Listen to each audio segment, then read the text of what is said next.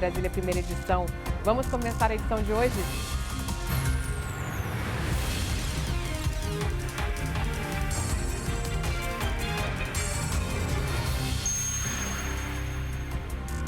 Vamos mostrar alguns destaques da edição desta sexta-feira, começando com o nosso giro de repórteres.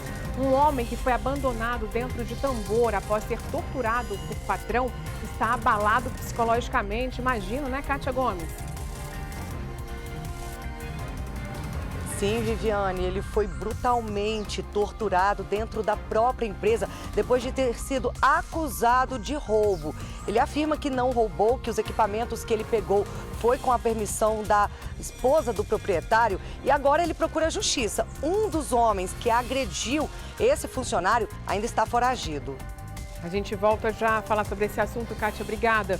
E a polícia investiga um professor que teria agredido a aluna de 11 anos com um tapa na nuca. Maicon Leão.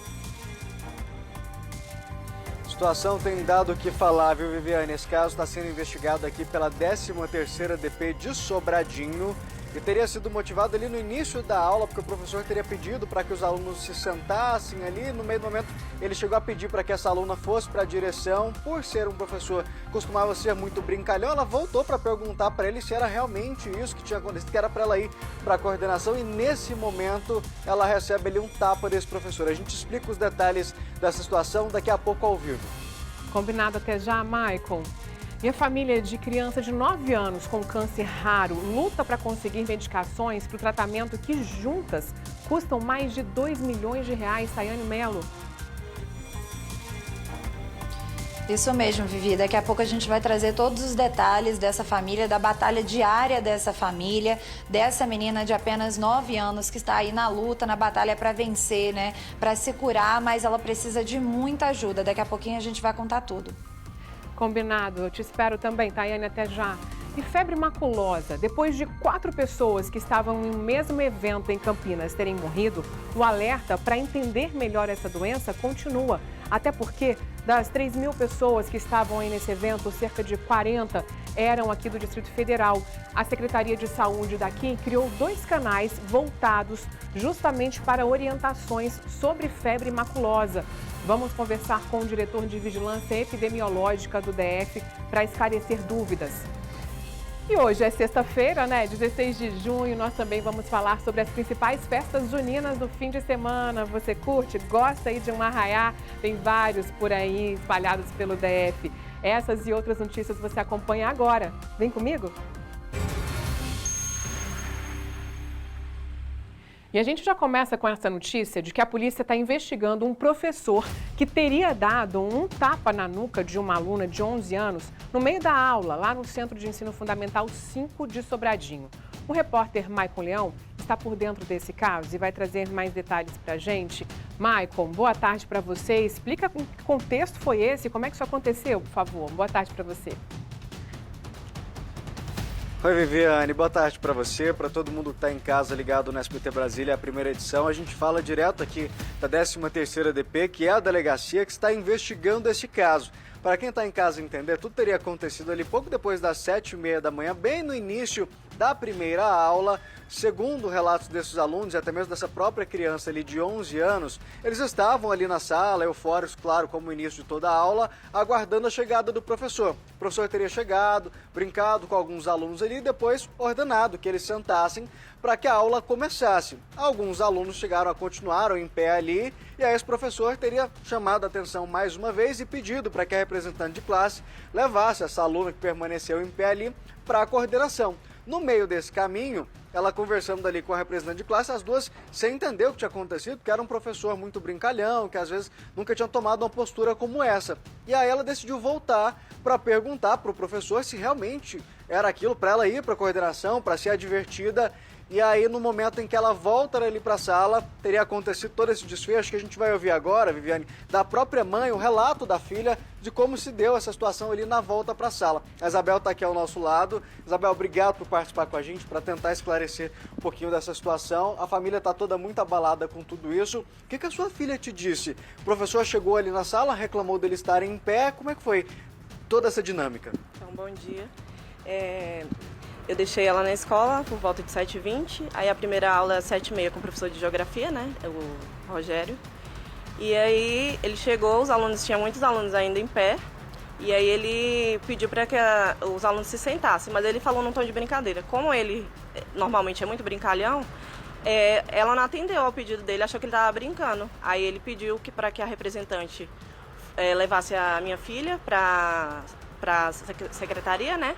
E aí elas estavam saindo da sala, no corredor, a representante perguntou: será que ele está falando sério? Aí minha filha voltou, eu vou perguntar para ele. Aí chegou na porta da sala, ela não chegou a entrar na sala. Na porta da sala, professor, deixa eu te perguntar uma coisa.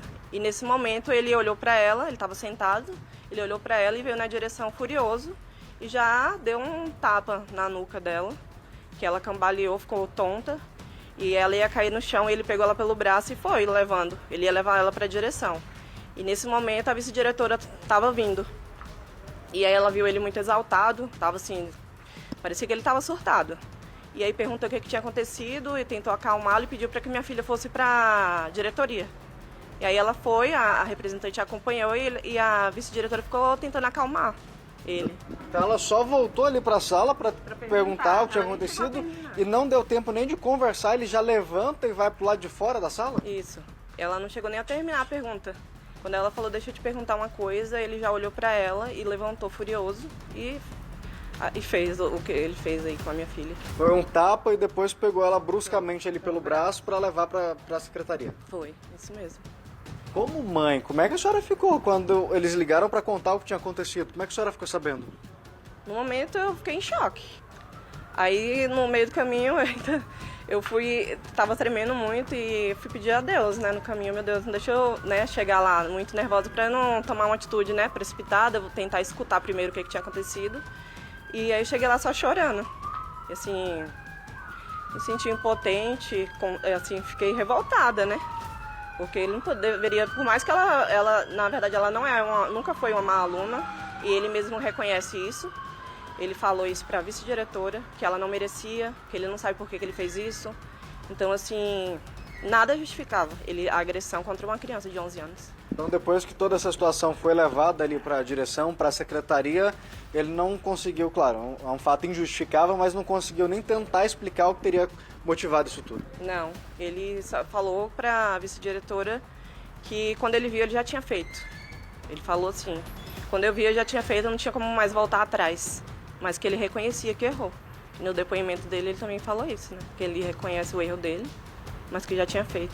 A gente estava conversando aqui antes, você comentando que todos os professores, a direção, sua filha é reconhecida na escola justamente pelo comportamento e pelas notas. Também. Ela veio de uma escola, né, que é o primeiro ano dela nessa escola, no CF5. Ela veio de uma escola muito boa, a escola pública, mas a escola muito boa. Lá, o ensino infantil dela foi todo lá, ela nunca teve problema com o professor, ela é assim, muito elogiada, muito carinhosa com os professores, com os colegas. Ela nunca deu problema, nunca levou advertência, nunca teve nada. Viviane, a situação ficou tão grave para essa criança, que a gente está falando de 11 anos, a criança, porque até você ter ali os 12 anos completos, não se torna adolescente. Então, é uma criança vítima dessa situação, ela está tão traumatizada que a noite para dormir foi complicado e voltar para a escola, por enquanto, ela não consegue nem pensar nisso. Hoje ela não quis ir, né? Aí amanhã tem aula, né? Aí vamos ver se ela vai querer ir, eu vou respeitar, né? Esse momento, porque pra mim, já que sou mãe, não é fácil. Imagina para uma criança de 11 anos, né? Ela vai ter que passar por um tratamento psicológico. Eu pedi esse apoio na escola. E a pedagoga que participou da reunião falou que daria esse apoio pra gente, né? É uma situação que deixou todo mundo abalado. Todo mundo, sim. E o que a escola tem passado pra senhora? De apoio, de tudo? No momento, logo que aconteceu que eu cheguei em casa, ou na escola, tivemos a reunião, né? E inclusive o assessor jurídico da Regional de Ensino compareceu e participou dessa reunião. E no final, todos falaram comigo que o que precisasse, eles me apoiariam. Aí hoje ela não foi para a escola, até o momento ninguém entrou em contato, né? Aí tá desse jeito. Vamos ver se vai ter o apoio realmente, né? Eu espero que sim. Ainda, claro, um turbilhão de emoção nessa situação, mas quando a senhora passa para lembrar de tudo isso, como é que fica o coração de mãe? Eu também não dormi, triste, Me sinto impotente, né? Porque eu não posso resolver. Agora é esperar que a justiça seja feita, né? Criminalmente e administrativo, né? Eu espero que ele já tenha sido afastado, eu não sei se já foi, porque como aconteceu ontem, né? Espero que ele tenha sido afastado e que ele vá se tratar, né? Já é um idoso, não sei, já deveria estar aposentado, se já responde por outros processos administrativos, já deveria estar afastado. Espero que ele vá se tratar e não faça isso com mais ninguém. O caso já foi registrado aqui na 13ª, a senhora espera que ele responda por isso tudo? Espero que justiça seja feita.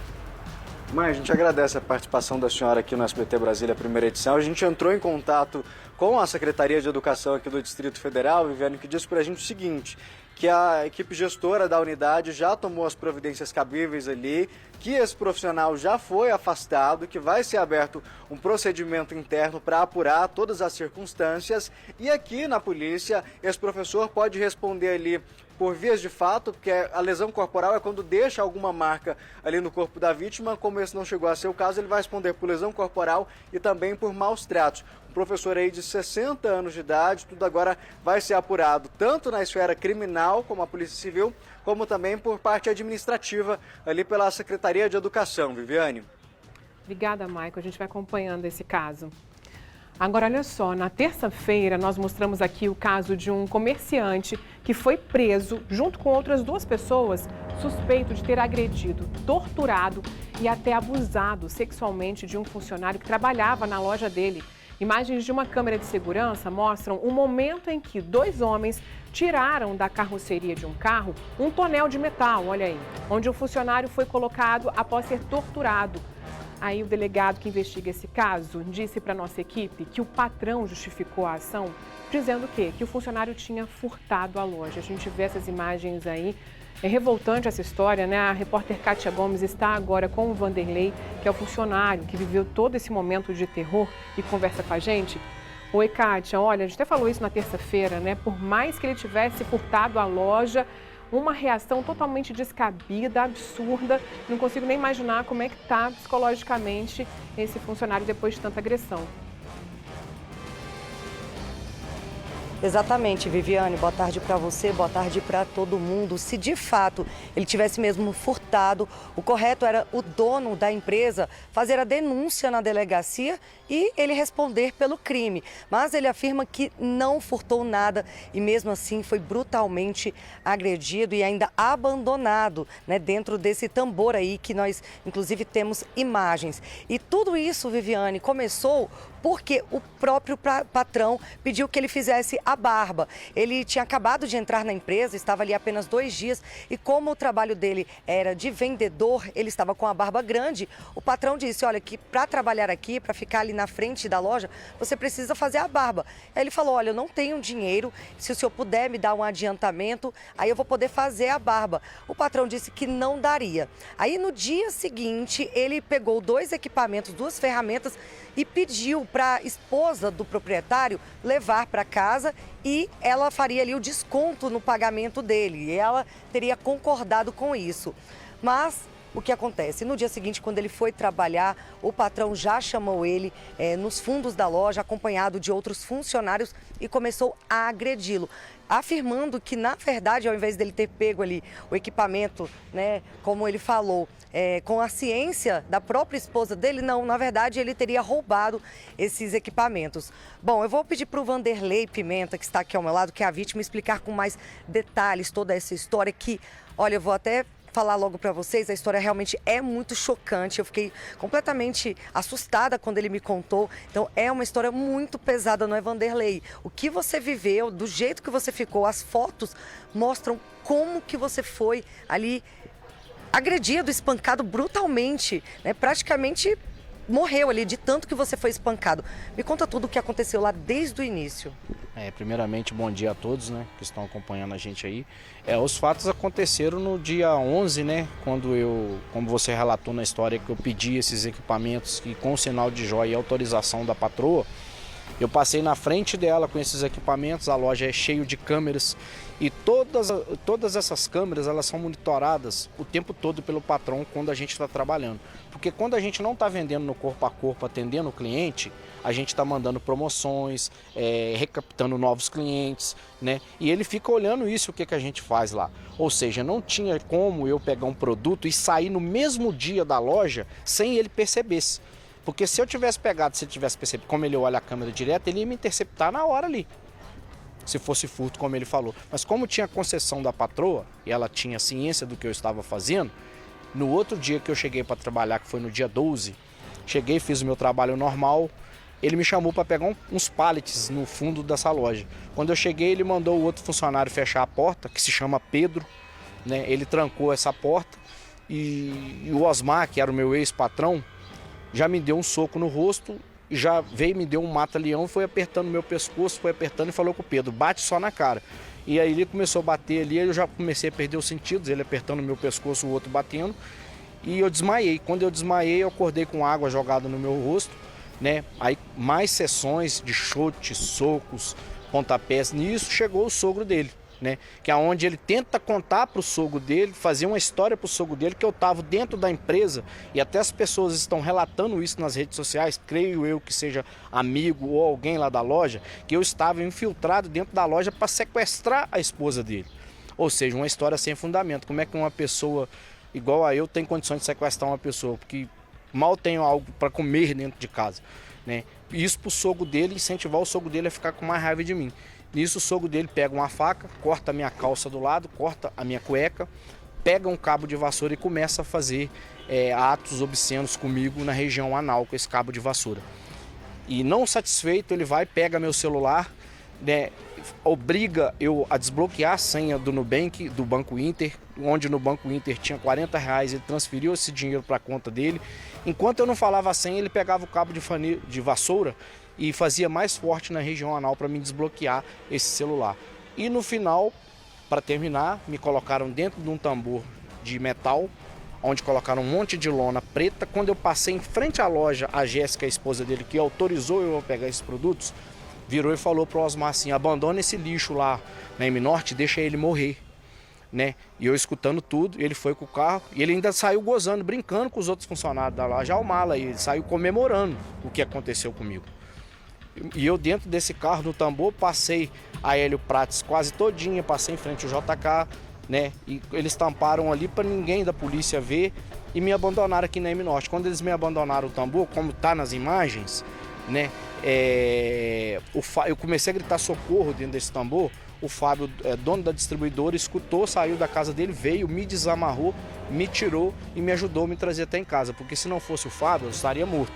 E também eu queria agradecer aqui também ao trabalho da equipe do Dr. Alisson, da 17ª Delegacia de Polícia Civil aqui de Taguatinga, e ao inspetor Rony, da Polícia Civil, que foi um trabalho assim excelente deles, onde teve as minhas roupas periciadas com laudos positivos da mão deles na minha roupa. O tambor de metal foi colocado dentro do carro de passeio do Rony e levado para essa delegacia periciado, né? E foi tudo constatado perante a perícia. Não sou eu que estou falando, em as imagens. Nossa, que história mais absurda. Vamos voltar ali no momento das agressões. Você tinha me relatado que ali eles chegaram a ameaçar, cogitar, incendiar o seu corpo.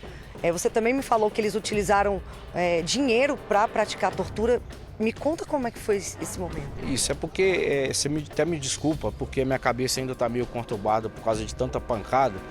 Hoje eu não tenho receio de sair para trabalhar, então eu tô com a cabeça um pouco confusa de lembrar das coisas.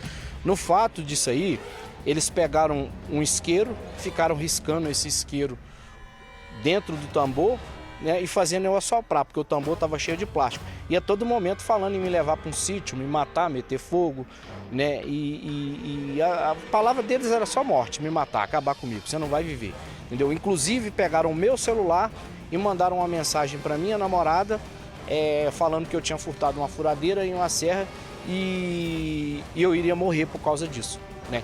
Aonde esse print foi tirado e entregado na mão das autoridades policiais. Eles até te torturaram alegando que você tinha furtado, pegaram uma nota de um dinheiro, né, uma nota ali, e fizeram toda essa tortura com você. Exatamente, eles pegaram a nota de R$50, que no caso foi o Rosenildo, sogro do Osmar, que está foragido, eu não sei se a polícia prendeu. Está foragido ainda? Eu creio que sim. Ele pegou essa nota de 50 e rolou no cabo de vassoura e começou a fazer penetração com ela na minha região anal fortemente. Que é onde eu fui no IML lá da DPE, no centro de Brasília, e fui fazer esses exames. Quando a médica olhou a parte da minha nádega, que ela abriu, que ela olhou, ela já avistou as lesões na região anal, já com menos de 1 minuto, já baixou, não, já constatei as lesões, que foram constatado o estupro que eles fizeram comigo perante a perícia policial. Como que você está agora? Nossa, assim, eu tô simplesmente chocada.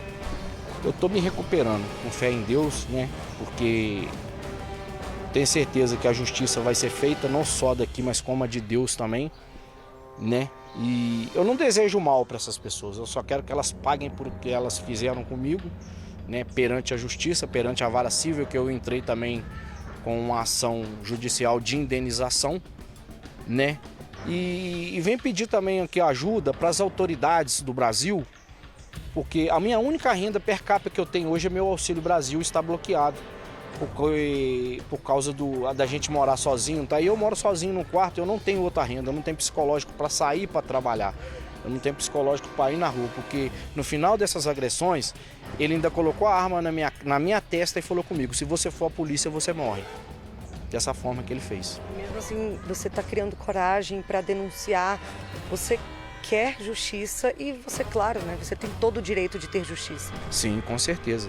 Porque isso não pode ficar desse jeito não, porque se essa moda pega, todo mundo for fazer isso, e ele é uma pessoa também que eu não estou denegrindo a imagem dele não. A própria ficha policial dele fala, ele tem um Maria da Penha na ficha criminal dele contra a mulher, ele já tem lá um crime de injúria contra o próprio funcionário, né? A funcionária que trabalhava na loja comigo lá, a Letícia, né, brincou com um cliente lá, ele deu uma advertência nessa funcionária porque ela chamou o cliente de Ricardo, chamou o cliente de Ricardinho. Ou seja, é uma pessoa totalmente descontrolada, entendeu? É uma pessoa que é assim, nervosa e age pelos impulsos. E além de tudo isso, você trabalhou 12 dias na empresa, não recebeu por esses 12 dias, a empresa também não está te dando nenhuma assistência, né? E como é que está a sua situação? Bem, hoje eu estou vivendo de doações, né? De poucos conhecidos que eu tenho em Brasília, né? Tem dia que eu fico até sem comer, mas tem dia que eu vou até algum lugar que o pessoal da igreja dá alimentação para os moradores de rua. Eu me misturo ali para me pegar alimento para me comer também, né? Porque está muito difícil. O roubo do meu celular, tudo que eu tinha estava no meu celular, conta bancária, meu cartão de banco. Então, documentos, eu estou sem nada praticamente. Eles tomaram seu celular e esse celular não foi encontrado? Não, não foi devolvido. Portanto, está na ocorrência como furto qualificado. E na delegacia, segundo a polícia, eles foram presos, os dois ficaram calados, não falaram nada. A empresa também não te procurou para te dar nenhuma assistência, pelo contrário.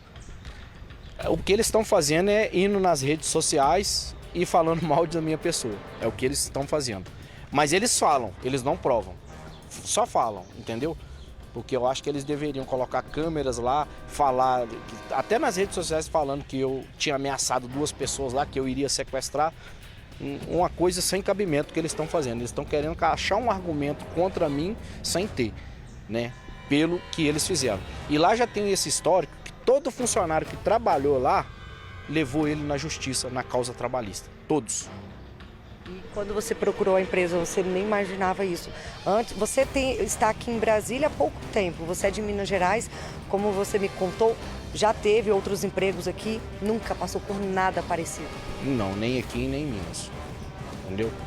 E isso que está acontecendo aí, que ele, da parte dele que ele fez, eu acho que foi uma coisa assim de muita crueldade mesmo, né? Ele falou, porque quando nos atos lá que estava acontecendo comigo lá, que eu esqueci de relatar para vocês, ele falou, mencionou para mim que era parente de um delegado aqui de Ceilândia. Ele falou comigo, você conhece, sabe quem que é o delegado aqui de Ceilândia? Com coisa, se ele fosse de um parente de Ceilândia, que ele podia fazer o que ele quiser. As pessoas hoje estão assim, se eu tenho um parente na justiça, se eu tenho um parente em qualquer tribunal que for perante a lei, eu também sou lei. Então as coisas não funcionam assim aqui no Brasil. Você pode ter parente onde for, mas pelo crime que você fez, você vai ter que pagar. Então ele achou que iria fazer isso comigo, eu iria ficar calado, eu iria vir para casa e iria ficar elas por elas, né? E eu não fiz isso, eu fui porque eu sou um cidadão brasileiro, né? Não tenho rabo, tô botando a minha cara aqui para todo mundo ver. Eu acho que se eles tivessem alguma coisa lá, eles aceitavam a reportagem lá na loja deles, igual eles não estão aceitando, tá expulsando tudo quanto é tipo de repórter de lá, né? E botar a cara e falar a verdade, né? Não ficar se omitindo. E agora, você tem um mês isso, né? Vamos deixar claro, você tinha falado que isso aconteceu dia 12, mas foi 12 do mês passado. Você teve muitos hematomas. Quais sequelas você ficou dessas agressões, além, claro, da psicológica? A principal sequela que eu fiquei foi essa parte do osso aqui debaixo do olho que está fraturado, quebrou. E eu tenho que voltar no hospital de base dia 20 para fazer um outro diagnóstico para saber se eu vou ter que passar por uma cirurgia aqui para colocar uma placa para o olho não cair, porque o osso aqui foi quebrado, né? Está em CD, laudo do IML, né? E esperar. Eu tenho fé em Deus que eu vou chegar lá, não vai ser preciso de fazer essa cirurgia, mas se tiver que fazer, vamos lá. Agora me conta, depois disso, você precisou tomar medicamentos? Como que você conseguiu comprar? Os medicamentos, graças a Deus, eu consegui pelo SUS, né? Que foi de pirona, foram remédios simples e não precisou de eu ter gastos, né? Mas foram assim 15 dias sem conseguir. Assim, eu levantava mal para ir no banheiro porque eu tinha uma costela que estava bastante, não estava quebrada, mas estava bastante machucada e a luxação na costela, né? Então eu não conseguia andar e nem deitar na cama para respirar de tanta dor que eu estava. Então eu dependia das pessoas levar comida para mim, eu não aguentava mastigar comida sólida, só líquida. No caso, sopa, né? Porque minha boca não estava abrindo igual está nas imagens e muito mal meus olhos eu enxergava por causa dos inchaços, que era demais. Agora você mora aqui em Brasília, você não tem parentes, a única pessoa mais próxima é a sua noiva. Como que ela está diante de tudo isso? Muito abalada, muito triste, né? E foi através do incentivo dela, né? Da ajuda dela, do apoio dela, que eu fui até a delegacia, né? Ela está bem para baixo, mas agora ela já está mais confortável perante isso tudo, né? Porque a única coisa que ela pede também é justiça, porque ela ficou muito triste com essa situação. Eu acho que qualquer mãe, qualquer pessoa que assiste isso, não quer isso pro seu próximo, entendeu? Mesmo que se eu tivesse feito isso que ele está falando, que eu não fiz, mesmo que se eu tivesse feito isso, ele perderia totalmente o sentido dele. Porque vamos imaginar que se fosse um furto, né? O que ele fez? Eu furtei e dei um prejuízo dele numa máquina e numa furadeira. Ele me deu um prejuízo do meu celular, R$40, um osso quebrado, estupro, cárcere, né? Olha o tanto de coisa que ele fez comigo. Acho que não seria muito mais fácil ele ter colocado a mão na consciência, me pegado no mesmo dia que ele achou que eu tinha furtado, que foi dia 11, no mesmo dia. Não, porque eu peguei as máquinas de manhã. Era 8 horas da manhã quando eu cheguei na loja. Pegado essas máquinas, me interceptado na loja no mesmo dia, ido na minha mochila, vem cá, você pegou isso aqui, você tá errado, vamos resolver. Não, ele deixou chegar o outro dia para fazer do jeito dele, do tribunal. Parecia que eu não estava dentro de uma fábrica, parecia que eu estava no tribunal do crime.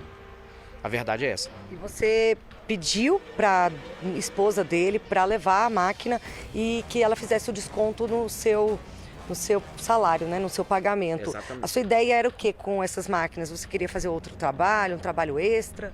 Muita gente tá comentando nas redes sociais que eram máquinas de uso da empresa, mas eram máquinas novas, intactas na embalagem. Eu levei para me vender, para me fazer o dinheiro, para me comprar as coisas do dia a dia dentro de casa, que era alimento, né, que era o almoço, que era uma janta, que o almoço a empresa pagava, que era tomar um café da manhã, né, que era comprar um produto de higiene para dentro de casa, né, justamente para isso, nada mais. E essa ideia surgiu porque o próprio patrão te pressionou para fazer a barba e você ali começou na empresa há pouco tempo, né, tinha apenas 12 dias, não tinha dinheiro, condições de fazer a barba, então você procurou essa saída. Vou vender aquele equipamento, pegar o dinheiro, desconta no meu salário, mas pelo menos eu vou trabalhar arrumado. Exatamente, foi isso que aconteceu, entendeu? Mas só que ele falou uma coisa, depois ele fez outra, totalmente diferente, que é o que ele está acostumado a fazer sempre com os funcionários lá. Né? É um tipo de pessoa que chegava na loja, mal dava um bom dia para um funcionário, nem olhava na cara da gente. Ele só conversava com a gente dentro da loja quando ele via que às vezes você está mexendo no celular lá e achando que você estava fazendo outra coisa, né? E, ou seja, a conversa dele com o funcionário era só para chamar atenção e brigar. Eu acho que uma relação entre patrão e funcionário, ela tem que ser amiga. Tem que ser puxada a orelha? Tem, mas na hora certa, no momento certo.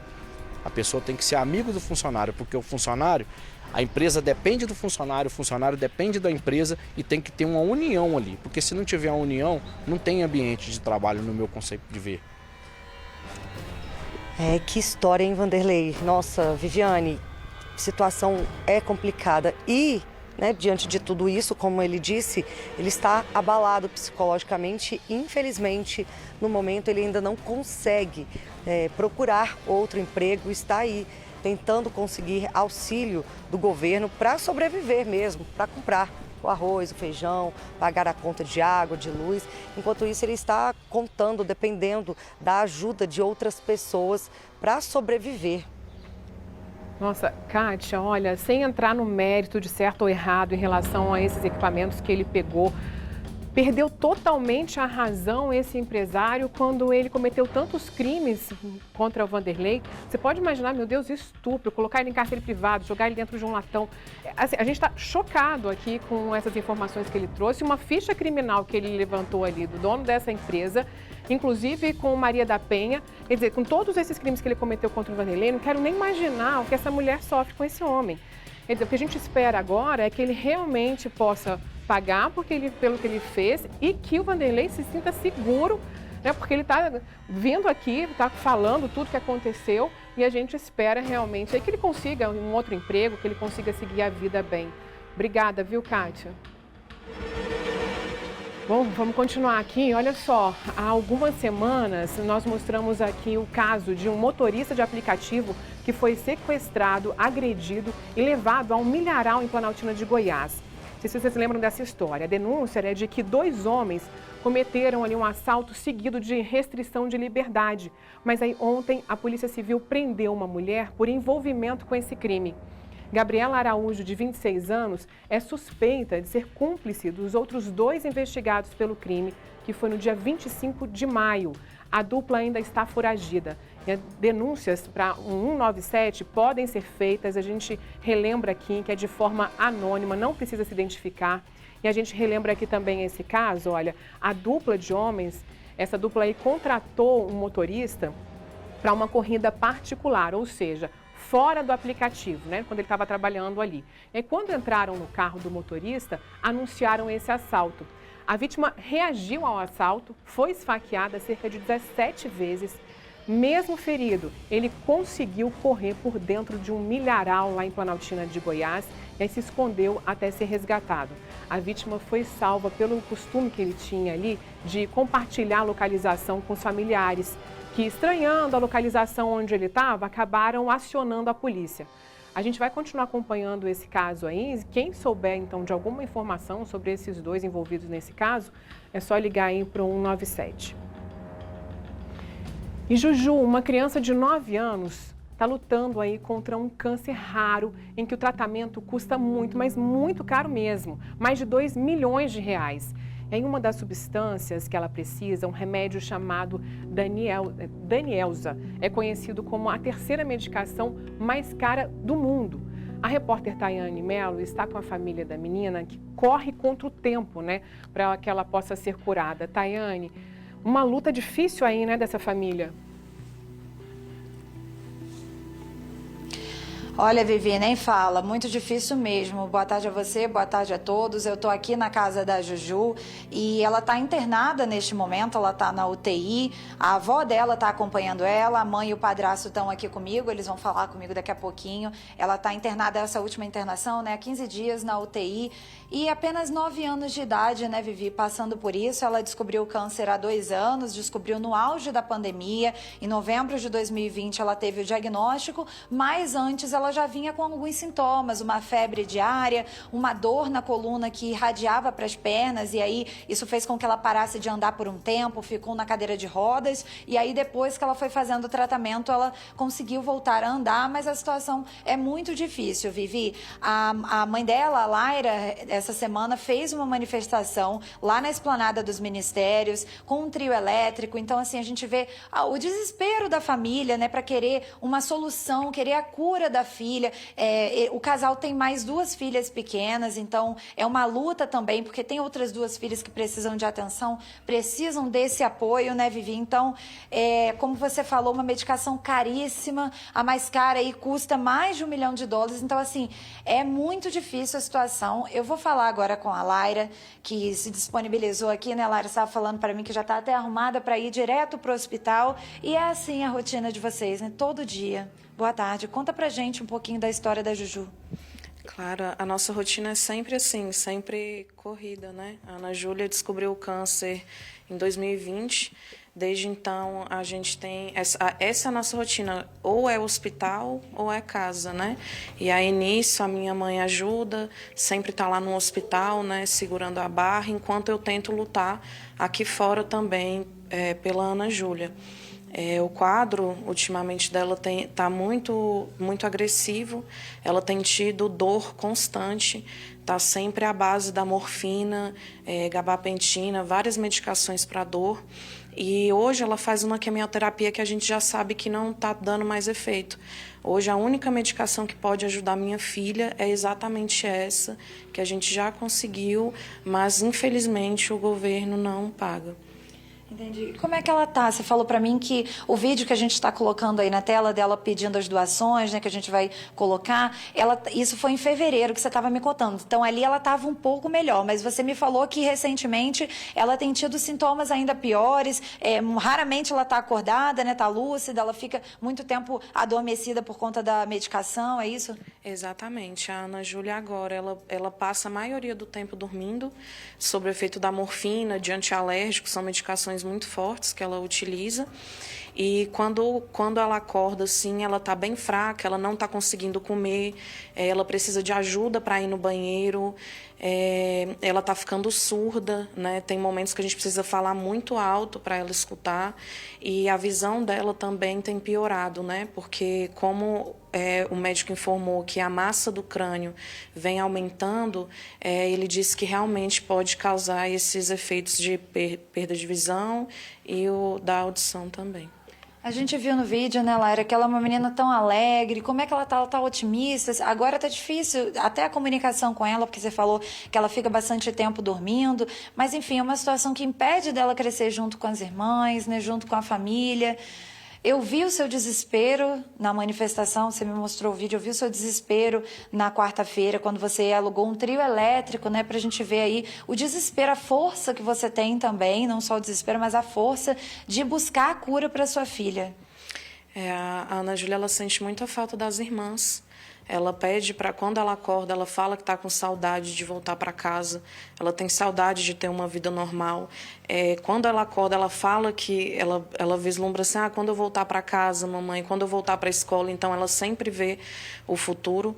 As irmãs sentem muita falta dela dentro de casa também, mas eu mantenho minha força em Deus e tenho continuado lutando sempre, né? Assim, nós descobrimos que são mais de 40 mil pessoas esperando medicação de alto custo, com a mesma situação, com ordem judicial. Então, a Ana Júlia com certeza ia demorar lá, né? Então, esse é o desespero, é de fazer chegar o mais rápido possível, né? Conseguir essa medicação para ela parar de sentir dor. Porque, no momento, a quimioterapia e as medicações de dor não estão segurando a dor da Ana Júlia. Então, a nossa expectativa mesmo é realmente essa medicação, porque, no momento, não temos mais para onde correr. Entendi. E como que foi descobrir isso no auge da pandemia? Descobrir esse diagnóstico de câncer no auge da pandemia? Foi horrível, assim, foi a pior sensação. A gente vivia em pânico mesmo, porque no auge da pandemia eu ainda estava grávida de 8 meses. A gente demorou para conseguir um leito de hospital em Brasília. E quando a gente conseguiu, a Ana Júlia passou ainda mais de um mês internada fazendo exames para aí sim vir o diagnóstico. Quando a gente entrava no hospital era um terror, eram os médicos com capote, a gente morrendo de medo porque a Ana Júlia não podia nem sequer pegar uma gripe. Imagine a Covid, né? Então foi terror, infelizmente, desde o início. É muito complicado mesmo, né, Laira? E deixa eu te perguntar, você falou para mim que esse medicamento pode ajudar a ela fazer um transplante, o câncer diminuir para fazer um transplante. Esse transplante vai ser necessário ou, de repente, só com esse medicamento ela já vai ficar melhor? Nós estamos com a expectativa que somente essa medicação ajude ela. Mas o transplante, ele vem sim como uma alternativa, caso a medicação não chegue a uma remissão completa. Mas essa medicação em bula, em comprovação, ali ela tem uma grande chance de ajudar a Ana Júlia a alcançar uma remissão completa mesmo no caso dela. Então, é isso que vocês esperam agora, né? Que saia essa medicação para ela conseguir fazer o tratamento correto, né? Porque você falou para mim que ela está fazendo um tratamento, mas que não surte efeito. Exatamente. Ela está fazendo uma quimioterapia agora que foi uma última chance para a gente, pelo menos, tentar segurar o câncer para trazer essa medicação que, de fato, ela precisa, né? Para não piorar a situação dela, que já está muito delicada. Laira, muito obrigada. Eu vou conversar agora, Vivi, também com o padrasto da Ana Júlia, o Leonardo, que também vive aí essa rotina difícil, né, Leonardo? Eu cheguei aqui, ele estava na maior correria, fazendo mamadeira, fazendo um monte de coisa aqui para poder dar conta de tudo. Como é que é? Você falou para mim que a Ana Júlia é sua enteada, mas é como se fosse filha, você já conhece, já está na família há muito tempo, você tem mais 2 filhas aqui com a Laira, mas como que está sendo essa rotina nesses 2 anos de luta? A nossa rotina mudou completamente, né? Veio o câncer nesses 2 anos, veio as nossas filhas. E desde então, a rotina de hospital faz parte da nossa vida. A Laira, no período que ela estava grávida, não teve como ir em alguns momentos, mas assim que as nossas filhas nasceram, ela dedicou totalmente a estar no hospital. Hoje mesmo, como ela falou, ela está retornando, né, para estar ficando com a Ana Júlia. Porque a Ana Júlia, quando ela tá lá, muda. Quando a Laira vai pro hospital, ela come, fica mais feliz. A hora que ela chega, a mãe dela até brinca que dá mais vida para ela. E ela vai hoje pro hospital e eu fico com as minhas filhas, né? Enquanto ela tá no hospital, quem cuida sou eu, minha sogra ajuda um pouco para eu estar trabalhando, mas eu seguro aqui, que a rotina de hospital é muito complicada. Ela chega bastante cansada, bem debilitada. Porque é muito difícil, né, ver a Ana Júlia sentindo dor, igual ultimamente ela vem sentindo. A Laira até esqueceu de falar, mas os médicos até transferiram ela para o tratamento paliativo. Ela está em tratamento paliativo e o tratamento dela que a gente espera que chegue é o Danielza, né, para estar regredindo esse câncer. Que é o mais caro. Isso. Porque até agora, do jeito que está, o tratamento não está fazendo efeito. Por isso que ela foi transferida para o tratamento paliativo. O que a Ana Júlia, assim, é sua enteada? É como se fosse uma filha mesmo, né? Isso. A Ana Júlia e a Laira, a gente está junto há 8 anos. Então, é bem pequena, a gente já tem uma convivência como se fosse de pai e filha mesmo. Eu cuido, a Laira também, a gente se juntou para morar junto. Morando junto 7 anos, né?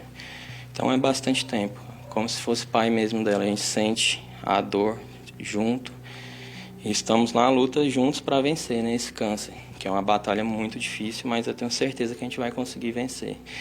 A manifestação que a gente fez foi muito bonita, a Laira foi muito emocionante ver ela falando.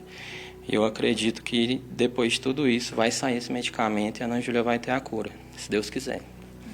Tomara mesmo, né, Leonardo? Vocês fizeram também uma vaquinha, né, online. A gente vai até, no final aqui, a gente vai também reforçar, deixar aí o Instagram da Ana Júlia, que é onde vocês fazem essa vaquinha, recolhem as doações. Como é que foi essa iniciativa aí da vaquinha? Quais que foram os resultados? A iniciativa da vaquinha ela surgiu da Laira quando tudo começou a dar errado. Negou, o plano negou, o governo, tudo negando a medicação. E aí a Laira meteu a cara na internet para salvar a vida da filha dela.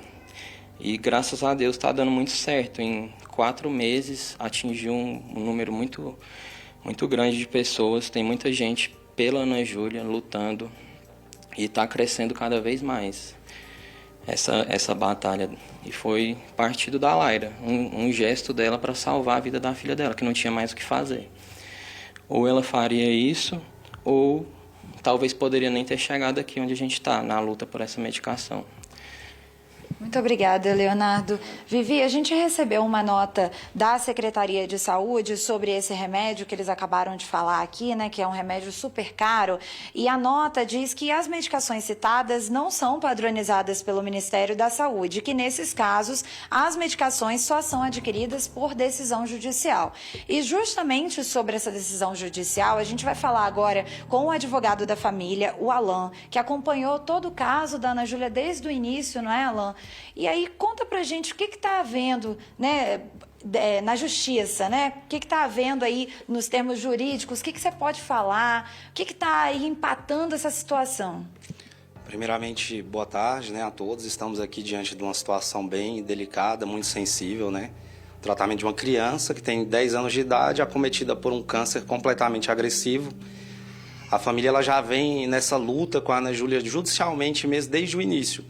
Já são hoje praticamente 11 ações judiciais contra diversos órgãos para chegar a essa medicação. E hoje, especificamente com relação ao Danielza e esse último tratamento que ela precisa, nós ingressamos com uma ação em fevereiro desse ano. Conseguimos uma liminar que saiu no dia 11/5. O Ministério da Saúde foi intimado do dia 12 para cumprir a decisão em 15 dias. Então, olha, desde o dia 12, né, do 5 até hoje, já se passaram mais de 30 dias. Esse medicamento não foi pago. O que causa indignação na família é que hoje possui esse medicamento para o tratamento da Ana Júlia, que é fornecido em outros lugares do mundo, ele é aprovado sim em outras agências reguladoras e não pode chegar no Brasil. Então é uma luta hoje, com certeza, para a Ana Júlia, mas que envolve todas as outras crianças que vêm precisando desse medicamento. Por que essa burocracia, né? Por que tanto tempo para se esperar chegar um medicamento que pode salvar uma vida, um medicamento que, inclusive, quando ingressamos com essa ação em fevereiro, ele não era registrado na Anvisa.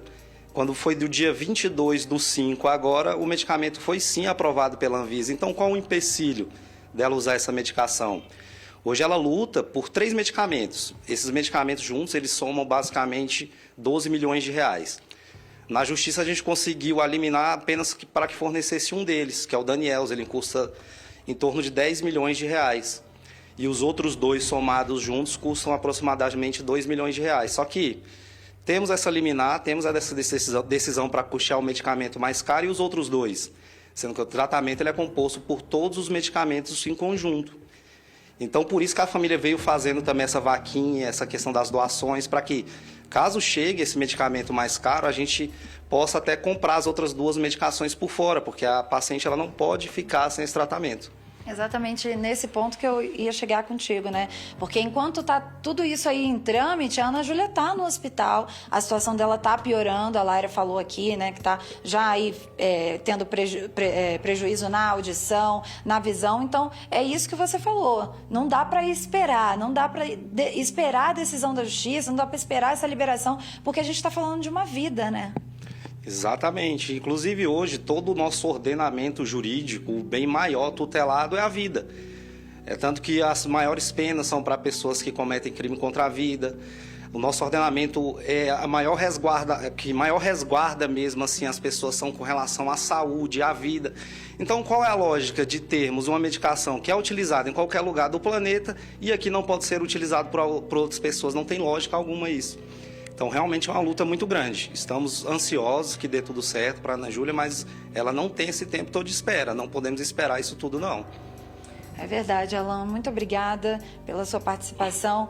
E, Vivi, eu vou chamar aqui novamente a mãe da Ana Júlia para ela deixar aqui, como o Alan falou, eles estão esperando aí um medicamento, ainda faltam os outros 2, então é muito importante que tenha essa doação. Então eu vou deixar aqui para ela fazer o apelo aí, o pedido, deixar também o Instagram, vou pedir para nossa equipe colocar aí o Instagram da Ana Júlia, que lá tem todas as informações, é só acessar o link que está lá, que você já vai ser direcionado para a vaquinha. Então agora eu vou passar para a Laira para fazer esse apelo aí, né, Laira, pela vida da sua filha.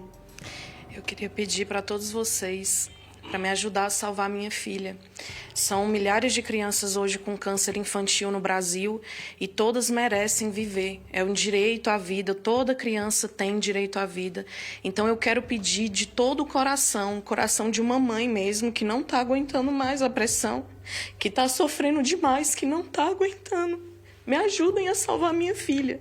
No nosso Instagram tem todas as informações, tem a vaquinha do Razões para Acreditar, que vem ajudando muito a gente.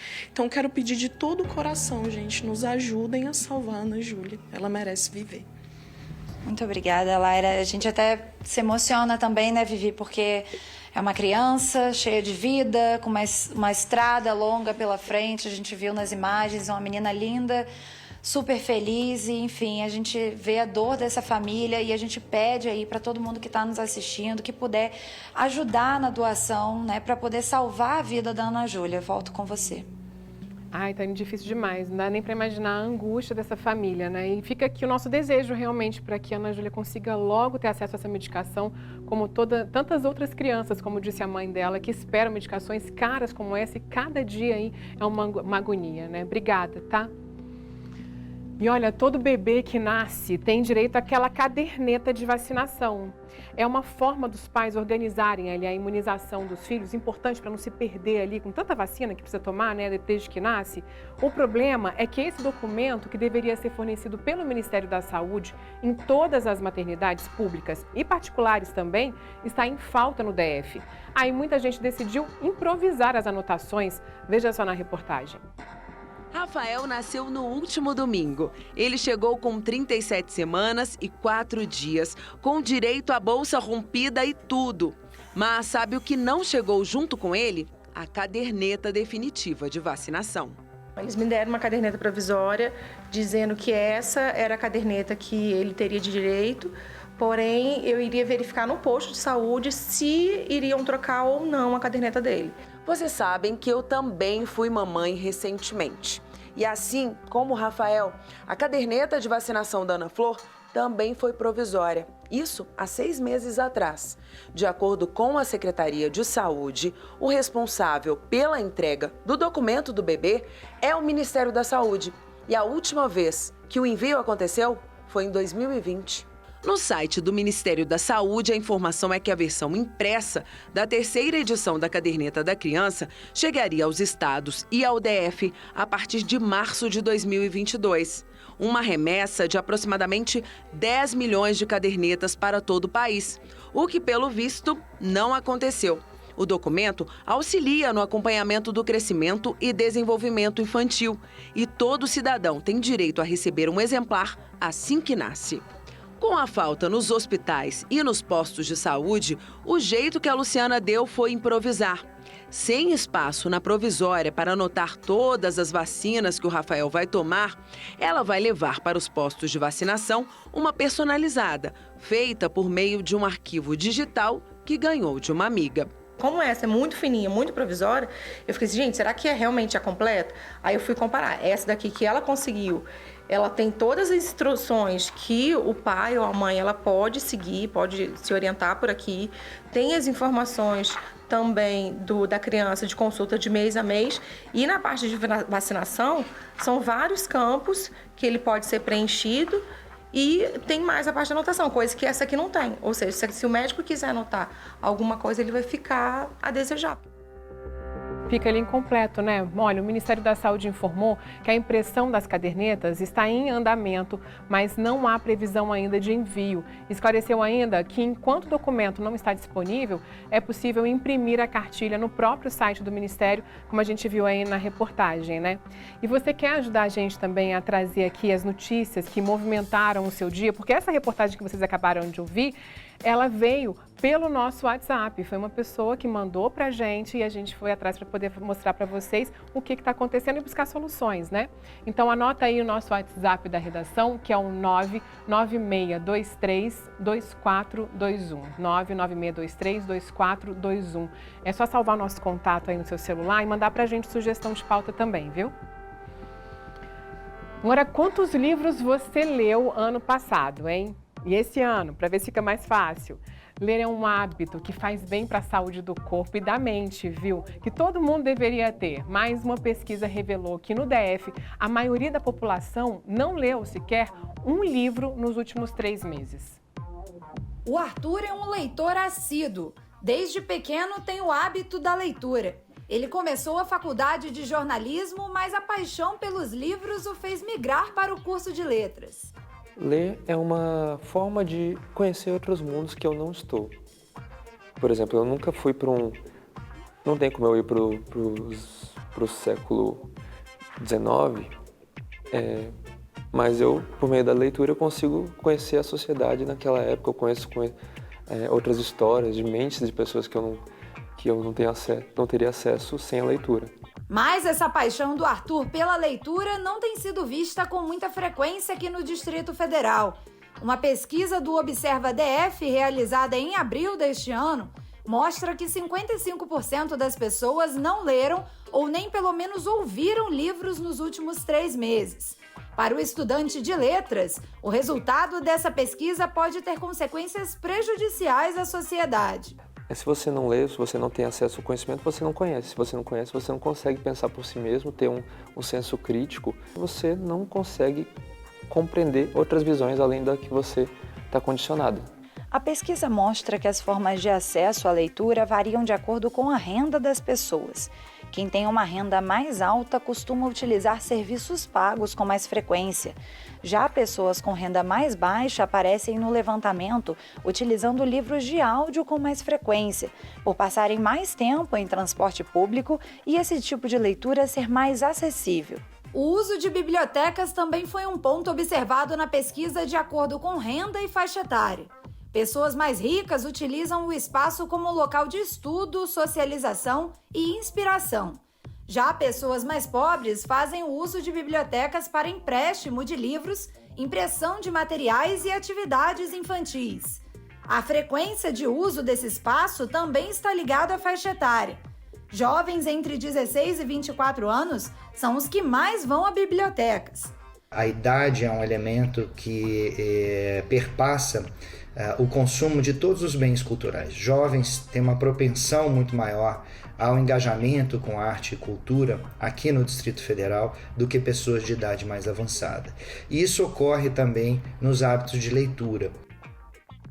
Agora a gente vai continuar aqui com as notícias. Olha só, um homem de 50 anos foi preso por agredir e estuprar outro homem de 28 anos depois de terem bebido em um bar. Ele teria atraído a vítima até a casa dele. Vamos entender melhor essa história e saber que cuidados tomar? Eu converso agora com Fernando Fernandes, que é o delegado responsável pelo caso. Bem-vindo, delegado. Obrigada pela participação. Olha só, a gente pode dizer que o crime começou com esse assédio no bar? Boa tarde, Viviane. Boa tarde, telespectadores do SBT Brasília. Bem, o fato começou numa distribuidora de bebidas, Viviane, onde autor e vítima se conheceram e começaram a ingerir bebidas alcoólicas, bem como, segundo a vítima, também cocaína. Depois de algumas horas naquele estabelecimento, o autor teria convidado a vítima para continuarem consumindo bebida alcoólica e usando droga no seu apartamento ali próximo. Lá chegando, continuaram então aquele uso, até o momento em que a vítima, já bastante entorpecida e embriagada, acompanhou o autor até o seu quarto, deitou-se na cama, momento em que, segundo a vítima, o autor começou a despir-se, bem como a despir a vítima. E, logo em seguida, colocou a vítima de bruços e iniciou, então, a prática do sexo anal. Momento em que a vítima tentou se desvencilhar, mas como estava ainda em uma situação muito vulnerável, embriagada, não conseguiu e acabou quebrando alguns copos e garrafas que estavam naquele ambiente, vindo a se cortar levemente. Vítima foi socorrida até a UPA aqui de Samambaia e o autor conduzido aqui à nossa delegacia. E aqui chegando, a vítima então confirmou toda essa situação, desde o momento em que conheceu o autor na distribuidora de bebidas, até o momento em que o acompanhou até o seu apartamento e lá foi abusado sexualmente. Pois é, eu estava pensando aqui, olha só, mesmo a pessoa tendo decidido por vontade própria tomar uma bebida alcoólica, usar drogas, no momento em que ela decide que não quer ter relações sexuais, nesse momento é considerado estupro. Exatamente. É uma situação até bastante rotineira, até mesmo entre casais, onde muitos homens acreditam que pelo fato de ser namorado, noivo, casado, a mulher teria obrigação, né, de fazer as suas vontades, satisfazer sua lascívia sexual, quando, no momento em que a mulher, a companheira ou o casal de namorados, ou nessa situação entre dois amigos, um decide que não quer, ali caracteriza o estupro, ainda mais na situação em que a vítima estava entorpecida e embriagada, tornando-a vulnerável. E deixar claro isso, né? Que tem que ter o consentimento dos dois, mesmo em qualquer momento. Se diz que não é não, né, delegado? E outra coisa que chama muita atenção, um risco para uma situação como essa, porque eles se conheceram ali na hora, não se conheceram antes. E começaram a beber juntos, quer dizer, fica um alerta aí também para as pessoas para começar a tomar algum tipo de bebida alcoólica com alguém que não conhece. Isso mesmo, esse golpe, Vivi, ele é bastante utilizado contra mulheres, né? Uma espécie de boa noite Cinderela do sexo, onde os homens normalmente entorpecem ou drogam as mulheres com bebida alcoólica ou uma droga ilícita e depois acabam abusando sexualmente. Mas fica aí o alerta para também homens, né? Não raramente são alvos também das situações de abuso sexual, para a pessoa, não conhecendo o outro cidadão, a outra pessoa, não aceitar convite para usar drogas ou mesmo beber alguma bebida alcoólica, pois não se conhece a índole da pessoa, podendo finalizar de forma traumática e trágica como essa, onde resultou num abuso sexual. Oi, boa noite, Cinderela. Isso daí chama muita atenção também para o cuidado, porque muitas vezes, nesse caso, acho que ele estava bebendo mesmo, né, junto, assim, era por vontade própria, mas acontece muitas vezes de colocarem droga na bebida de uma pessoa numa festa sem que ela perceba. E aí também esse alerta para tomar muito cuidado quando vai deixar um copo ali, vai fazer alguma outra coisa, vai dançar, volta, pega o mesmo copo. Às vezes a gente já viu, inclusive, notícias de pessoas que estão ali com o copo, viram para falar com alguém, quando voltam ali já colocaram alguma coisa na bebida. Então esse daí é um alerta importante, né? E tem muita ocorrência desses casos? Sim, infelizmente, muitas ocorrências de abuso sexual, onde jovens, em sua maioria dos casos mulheres, né, acabam sendo entorpecidas ou embriagadas, como você bem disse.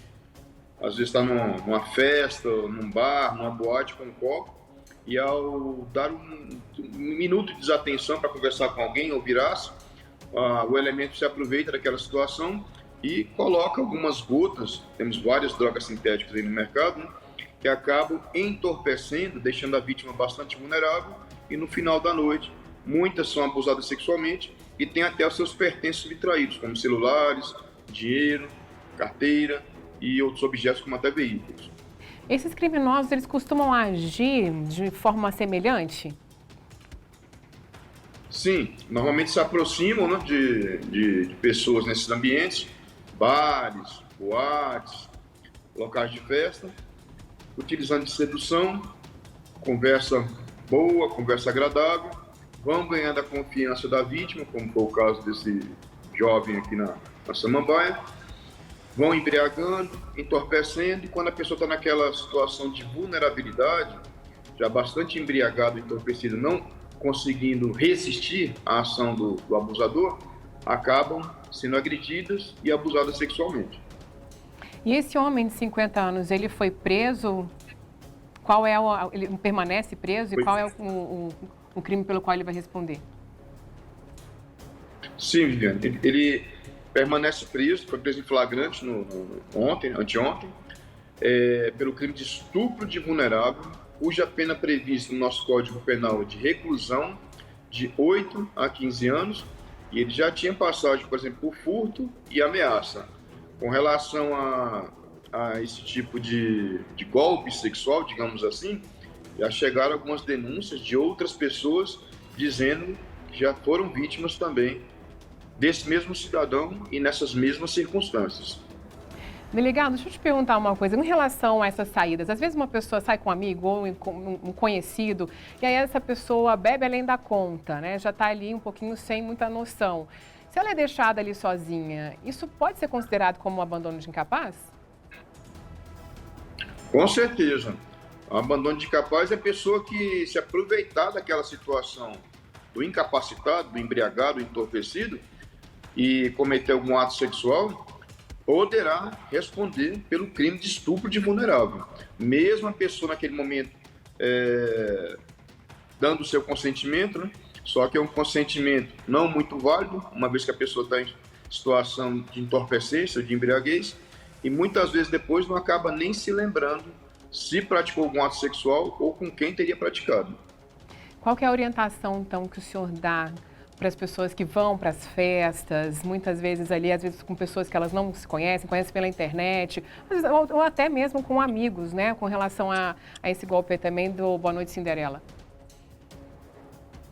Evitar os excessos, evitar convites de pessoas estranhas, de pessoas que você não conhece, mesmo aquelas que aparentam ter boa índole, boa aparência, uma boa conversa, porque normalmente os abusadores, ele tem essa boa lábia, né, essa boa conversa, e são pessoas agradáveis no primeiro momento, que tentam ali ganhar a confiança da vítima, oferecendo a ela bebida alcoólica e depois drogas ilícitas. E quando a vítima já está naquele estado de entorpecência e embriaguez, acabam sendo, infelizmente, abusadas sexualmente.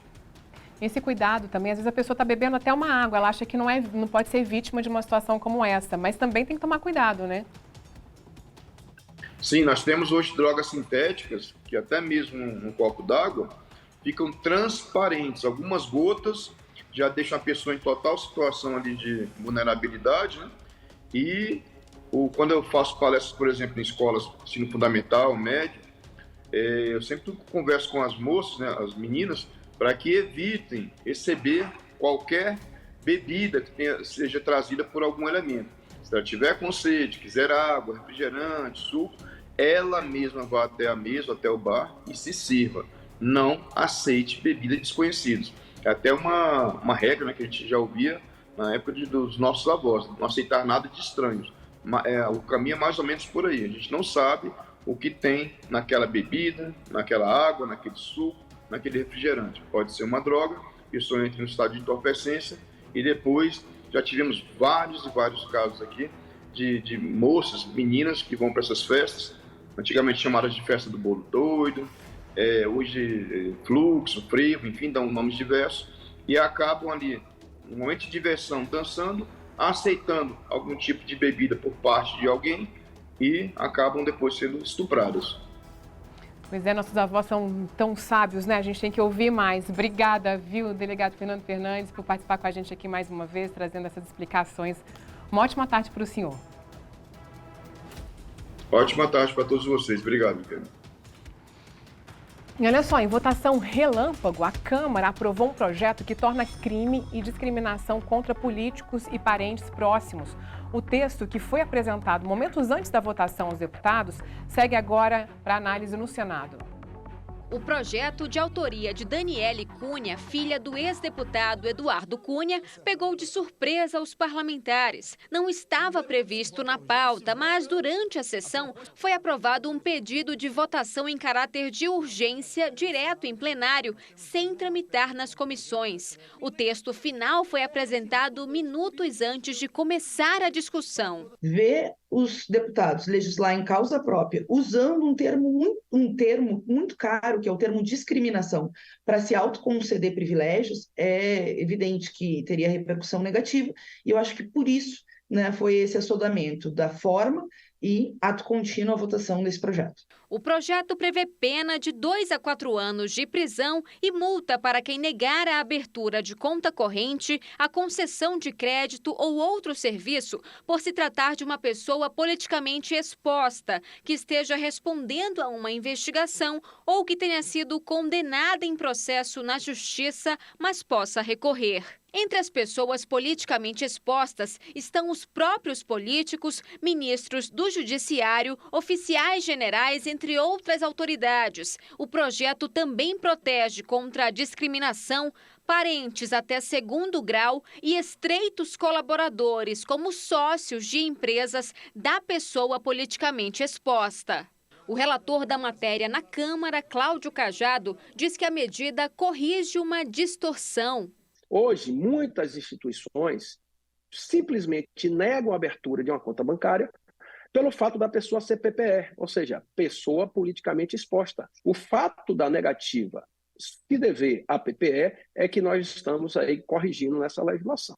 O projeto ainda vai passar por análise do Senado. O presidente da Casa, Rodrigo Pacheco, disse nesta quinta que ainda não tem conhecimento dos detalhes do texto. Nos bastidores, pelo menos 5 senadores já se posicionaram contra a aprovação e outros pedem mais debate sobre a proposta.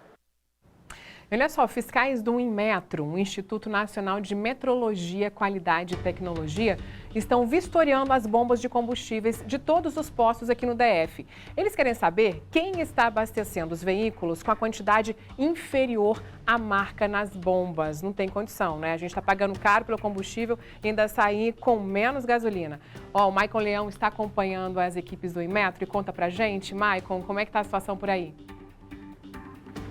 Oi, Viviane, isso mesmo. O Inmetro está realizando uma fiscalização nesses postos de combustíveis para ver a quantidade de líquido entregue ali pela bomba. Inclusive, o serviço já não estava sendo feito há alguns anos. Nesse posto em que nós estamos aqui, de acordo com o registro do Inmetro, a última fiscalização foi em 2019. A gente está com o Márcio André, que é presidente do Inmetro, para explicar para a gente a importância e o que é feito nessa operação. Presidente, a gente já está com uma bomba aqui atrás toda examinada, inclusive ela vai ser interditada. O que é visto nessa fiscalização? Boa tarde. Boa tarde. O Inmetro está intensificando uma operação especial nos próximos 60 dias para fiscalizar cerca de 300 postos de combustível no DF. Face a alguns anos que os postos não recebiam essa fiscalização. O objetivo é verificar se a quantidade de combustível que o consumidor está pagando realmente ela é verdadeira. Também nós verificamos toda a parte de segurança e meio ambiente. Iniciamos aqui no primeiro posto e já encontramos uma irregularidade. Encontramos uma bomba com vazamento no eliminador de ar, que é um dispositivo. Ora, uma bomba medidora é um equipamento mecânico, ele produz gases e centelhas. Aqui estava tendo um risco em potencial de um possível incêndio. Ou seja, esse vazamento oferecia um risco ali para o posto inteiro e até para os moradores aqui ao redor. Para a vida da população. Não apenas a questão econômica, mas uma questão de segurança. A bomba vai ser interditada, vamos dar um prazo de 10 dias para apresentar uma defesa e a devida manutenção e gerar um auto de infração. A multa pode chegar a R$1,5 milhão. Presidente, a gente vai ver ali agora, nesse momento, eles vão fazer a medição da quantidade de líquido que sai por essa bomba e é um dos principais pontos para o consumidor, que paga por uma quantidade e quer receber aquela quantidade, né? Exatamente. O consumidor, quando ele paga 20 litros, ele tem que receber 20 litros. Ele não pode receber um valor menor. E quem garante essa transparência é o Inmetro no Brasil. Por isso que a legislação determina que seja fiscalizado pelo menos uma vez por ano, todos os postos. É o que nós iremos intensificar a partir deste ano. Presidente, a gente fez a medição ali dos 20 litros de combustível para comprovar a quantidade que está saindo. A gente viu ele ali apertando algumas vezes. O que é feito nesse momento ali agora? No primeiro momento da medição, nós verificamos se está medindo correto. Aqui nós encontramos uma diferença de 60 ml a cada 20 litros comercializados. Bom, a legislação define 100 ml, então está dentro da tolerância.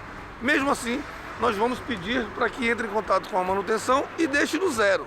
Além desse ensaio, nós estamos fazendo o ensaio de vazamento do bico, para ter certeza que após o abastecimento o bico não vai continuar pingando e acontecer um possível acidente.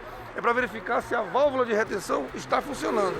Então, quando ele conclui o abastecimento, pressiona e não sai o líquido, neste ensaio foi aprovado.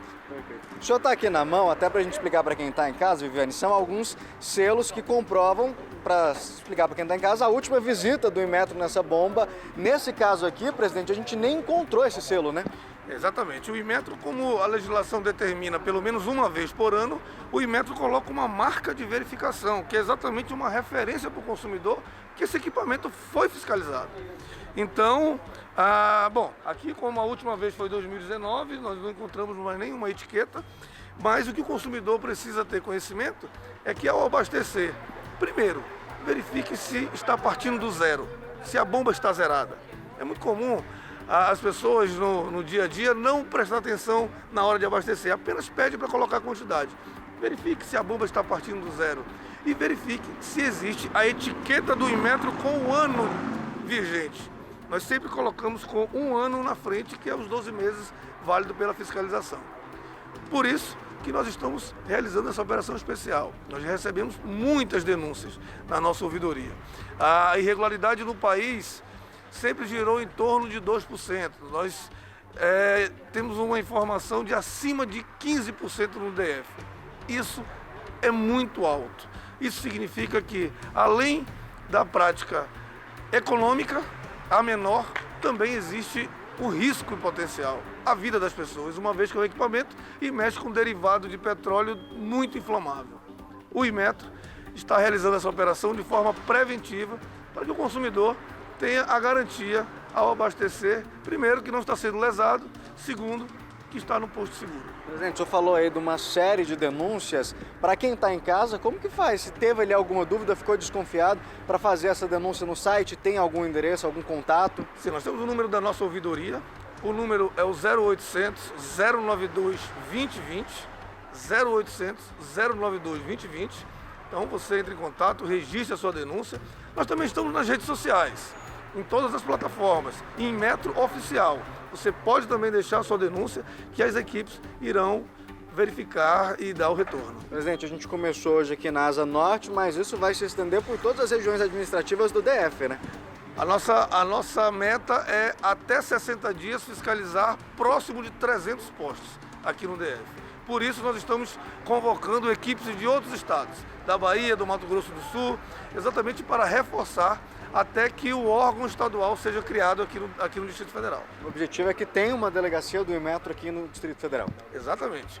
O Inmetro já está realizando gestão junto ao governo do estado, que já sinalizou de forma positiva, entende a necessidade de criar um órgão delegado do Inmetro estadual aqui no DF. Presidente, obrigado pela participação, parabéns aí pela operação. É isso, Viviane, como a gente viu, a expectativa é que nos próximos dias cerca de 300 postos sejam fiscalizados e na prática é isso, é desmontar a bomba para mostrar todo o funcionamento ali, saber a quantidade de combustível que está sendo entregue. Nessa aqui, por exemplo, eles identificaram um vazamento, essa bomba vai ser interditada, eles têm ali um prazo de 10 dias para resolver esse problema, para passar por uma nova avaliação. E esse processo vai ser repetido em todos os postos do Distrito Federal, uma mega operação, inclusive com reforço de agentes de outras unidades da federação para fiscalizar, para olhar como está funcionando cada posto, viu, Viviane? Obrigada, a gente viu aí então informações do Michael sobre qualidade de combustível, se a gente está colocando a quantidade certa ali que a gente comprou, que a gente pagou por ela, né? Algumas dicas. Agora, e o preço dos combustíveis, hein? A redução determinada pela Petrobras começa aos poucos a ser sentida nos postos aqui no DF. Alguns postos, inclusive, já estão vendendo a gasolina a R$ 5,15. E o repórter Isaías Godinho tem mais informações sobre a redução dos preços das bombas. Boa tarde para você, Isaías. Oi, Vivi, muito boa tarde para você novamente, boa tarde para você que acompanha a nossa programação.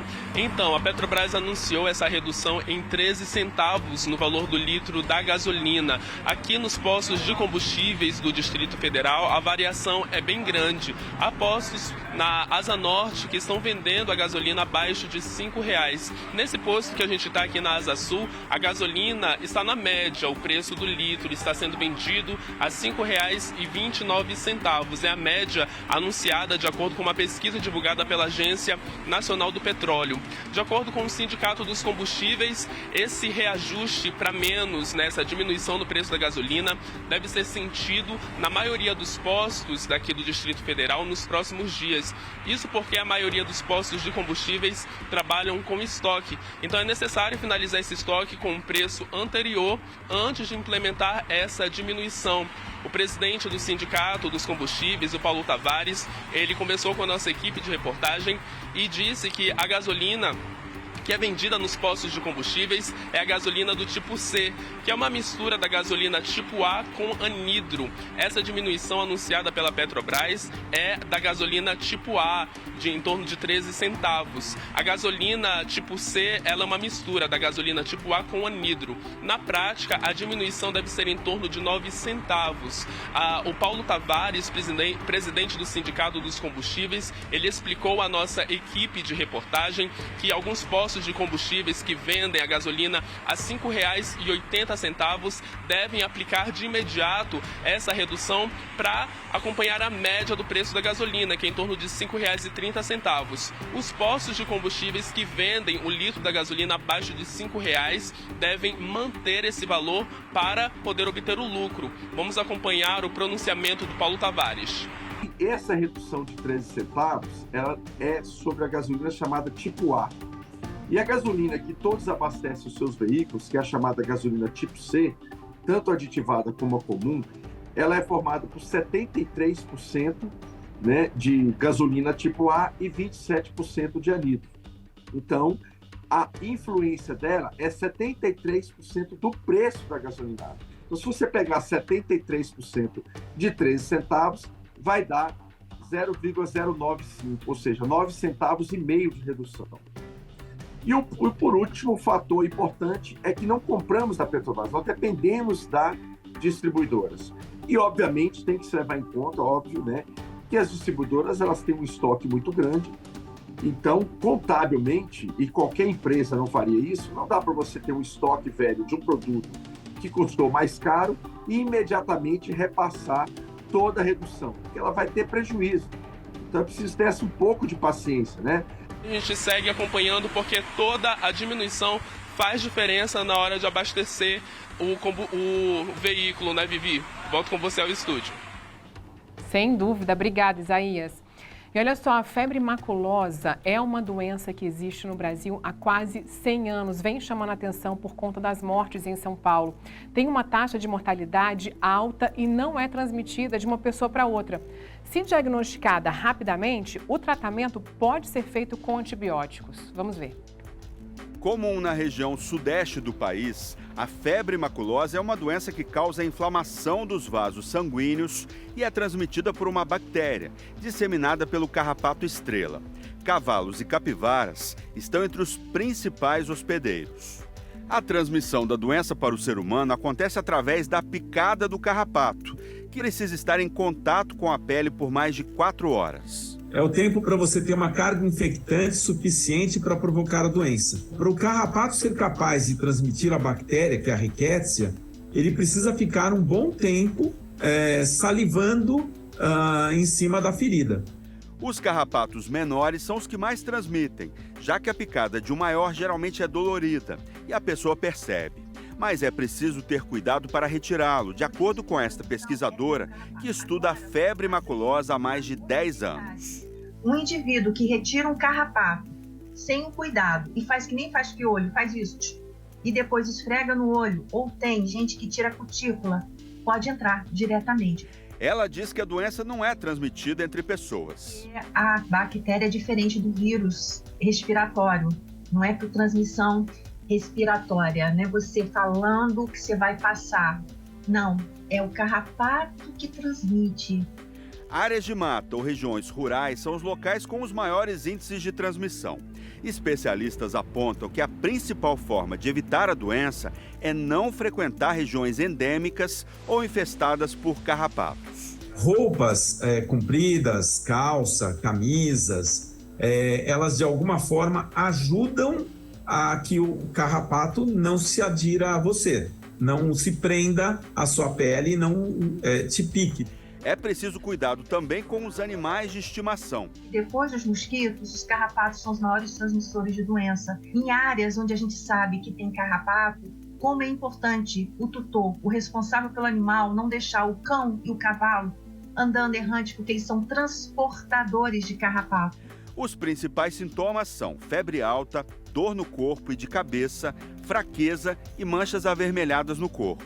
Alguns são parecidos com o de outras doenças, como dengue, sarampo, rubéola ou leptospirose, o que dificulta o diagnóstico rápido. O problema da febre maculosa é a falta de conhecimento. O problema da febre maculosa é porque é uma doença que não é de grande quantidade. O que preocupa as autoridades é a taxa de letalidade da febre maculosa, que é de mais de 30% no Brasil, segundo o Ministério da Saúde. O fator tempo é fundamental porque a doença se espalha rapidamente pelo corpo. Se identificada no início, a febre maculosa pode ser tratada com antibióticos e acompanhamento médico. Pensou na febre maculosa, inicia o tratamento, coleta as amostras de sangue e inicia o tratamento no escuro, porque o fator tempo, questão de horas, a gente pode ter um óbito. Se a gente atua no momento certo, o tratamento é fantástico.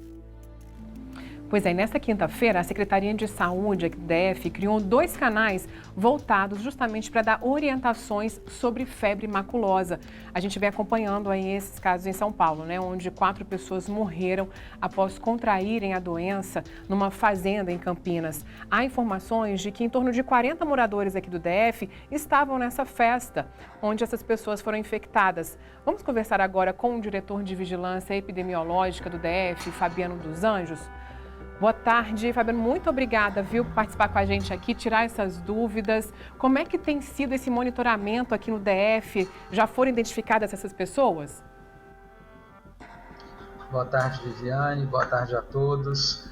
Então, é importante, né, a Secretaria de Saúde trazer até essa tranquilidade para a população, Viviane, porque considerando que nós estamos falando de viajantes, né, de pessoas que foram até um local onde há o risco de transmissão da febre maculosa, essa situação para o DF não deve servir como pânico para a população, né? Essas pessoas, algumas já tiveram a oportunidade de entrar em contato com a Secretaria de Saúde através dos nossos canais, né, que nós disponibilizamos através do CIEVS, e elas inicialmente foram orientadas, né, quanto aos sintomas. Mas é importante, assim, tranquilizar a todos, inclusive a elas, né? Embora elas tenham estado em um ambiente de risco, elas devem fazer a inspeção no seu corpo e verificar se há a presença ou não do carrapato. Né? O fato de ter sido picado pelo carrapato não necessariamente significa que a pessoa vá desenvolver a doença. Né? É necessário que esse carrapato ele esteja contaminado com essa bactéria causadora da febre maculosa. Então, esse canal de comunicação também que foi criado, ele é justamente para trazer esta informação clara e objetiva, no sentido de trazer a segurança necessária para a condução desses casos e realmente a Secretaria ter condições de fazer a intervenção imediata naqueles casos que realmente forem os casos suspeitos, né? De febre maculosa. Fabiano, como é que vai ser esse canal de comunicação? Então, esse canal de comunicação, Viviane, ele funciona 24 horas, 7 dias por semana, através do Centro de Informações Estratégicas em Vigilância em Saúde, né? Nós temos 2 telefones, o telefone 992219439 e o telefone 991456114. Esses telefones, como eu disse, eles estão voltados, né, e direcionados para atender a esse público específico de viajantes que estiveram nesses locais em que houve esse evento lá em Campinas, né? Então, a região de Campinas, Sorocaba, Piracicaba, que é uma região onde que é endêmica para a febre maculosa. Esse canal ele funciona com o objetivo de orientação, né? A partir do momento que a pessoa ela esteve nesse local, se ela identificar a presença do carrapato, ela pode ligar e pode esclarecer dúvidas com relações aos sintomas da doença. Mas o mais importante neste caso nem é tanto a informação, Viviane. A Infecto, que falou anteriormente, né, deixou isso bem claro. A oportunidade do tratamento é que vai salvar vidas. Então, para isso, a Secretaria de Saúde também já soltou uma circular anteontem, acionando e sensibilizando toda a rede assistencial tanto a atenção primária quanto a rede hospitalar, de que se caso houver, né, algum paciente que chegue relatando que teve contato com carrapato nessas áreas lá do estado de São Paulo, que o tratamento deve ser iniciado de maneira imediata. Então, mais importante do que esse canal também de informação é a pessoa procurar o atendimento médico de maneira imediata para tratar da sua saúde. Porque o tratamento, se for rápido, ele é extremamente eficaz, né? E tem, inclusive, essa medicação na rede pública. Exatamente. O tratamento ele é disponibilizado pelo SUS, é um tratamento simples, né, com antibióticos, então basta somente que a pessoa leve essa informação e que o profissional de saúde, a partir dessa informação, suspeite de febre maculosa. Fabiano, muitas pessoas estão preocupadas porque a gente viu aí que a capivara é um dos maiores hospedeiros desse tipo de carrapato. E aqui em Brasília, a gente tem muita capivara em área urbana. Representa um risco para a gente? Há algum risco de um surto aqui em Brasília? Então, o DF, há mais de 20 anos, há pelo menos 20 anos, nós não temos registrados aqui nenhum caso de febre maculosa, né? O Distrito Federal, por si, ele não é uma área endêmica de transmissão dessa doença. Então, a população ela não precisa de se preocupar no sentido de começarmos a ter aqui estes casos, né? É importante a gente falar disso porque o carrapato, todos nós sabemos, que ele está em diversos ambientes, né? Os ambientes de parques, né? De trilhas, né? Aqui a gente tem muitos parques e muito contato, né? Com a natureza. Então, naturalmente, nós vamos encontrar com esses carrapatos, né? E vamos nos acidentar com eles em algum momento para aquelas pessoas, logicamente, que frequentam esses ambientes.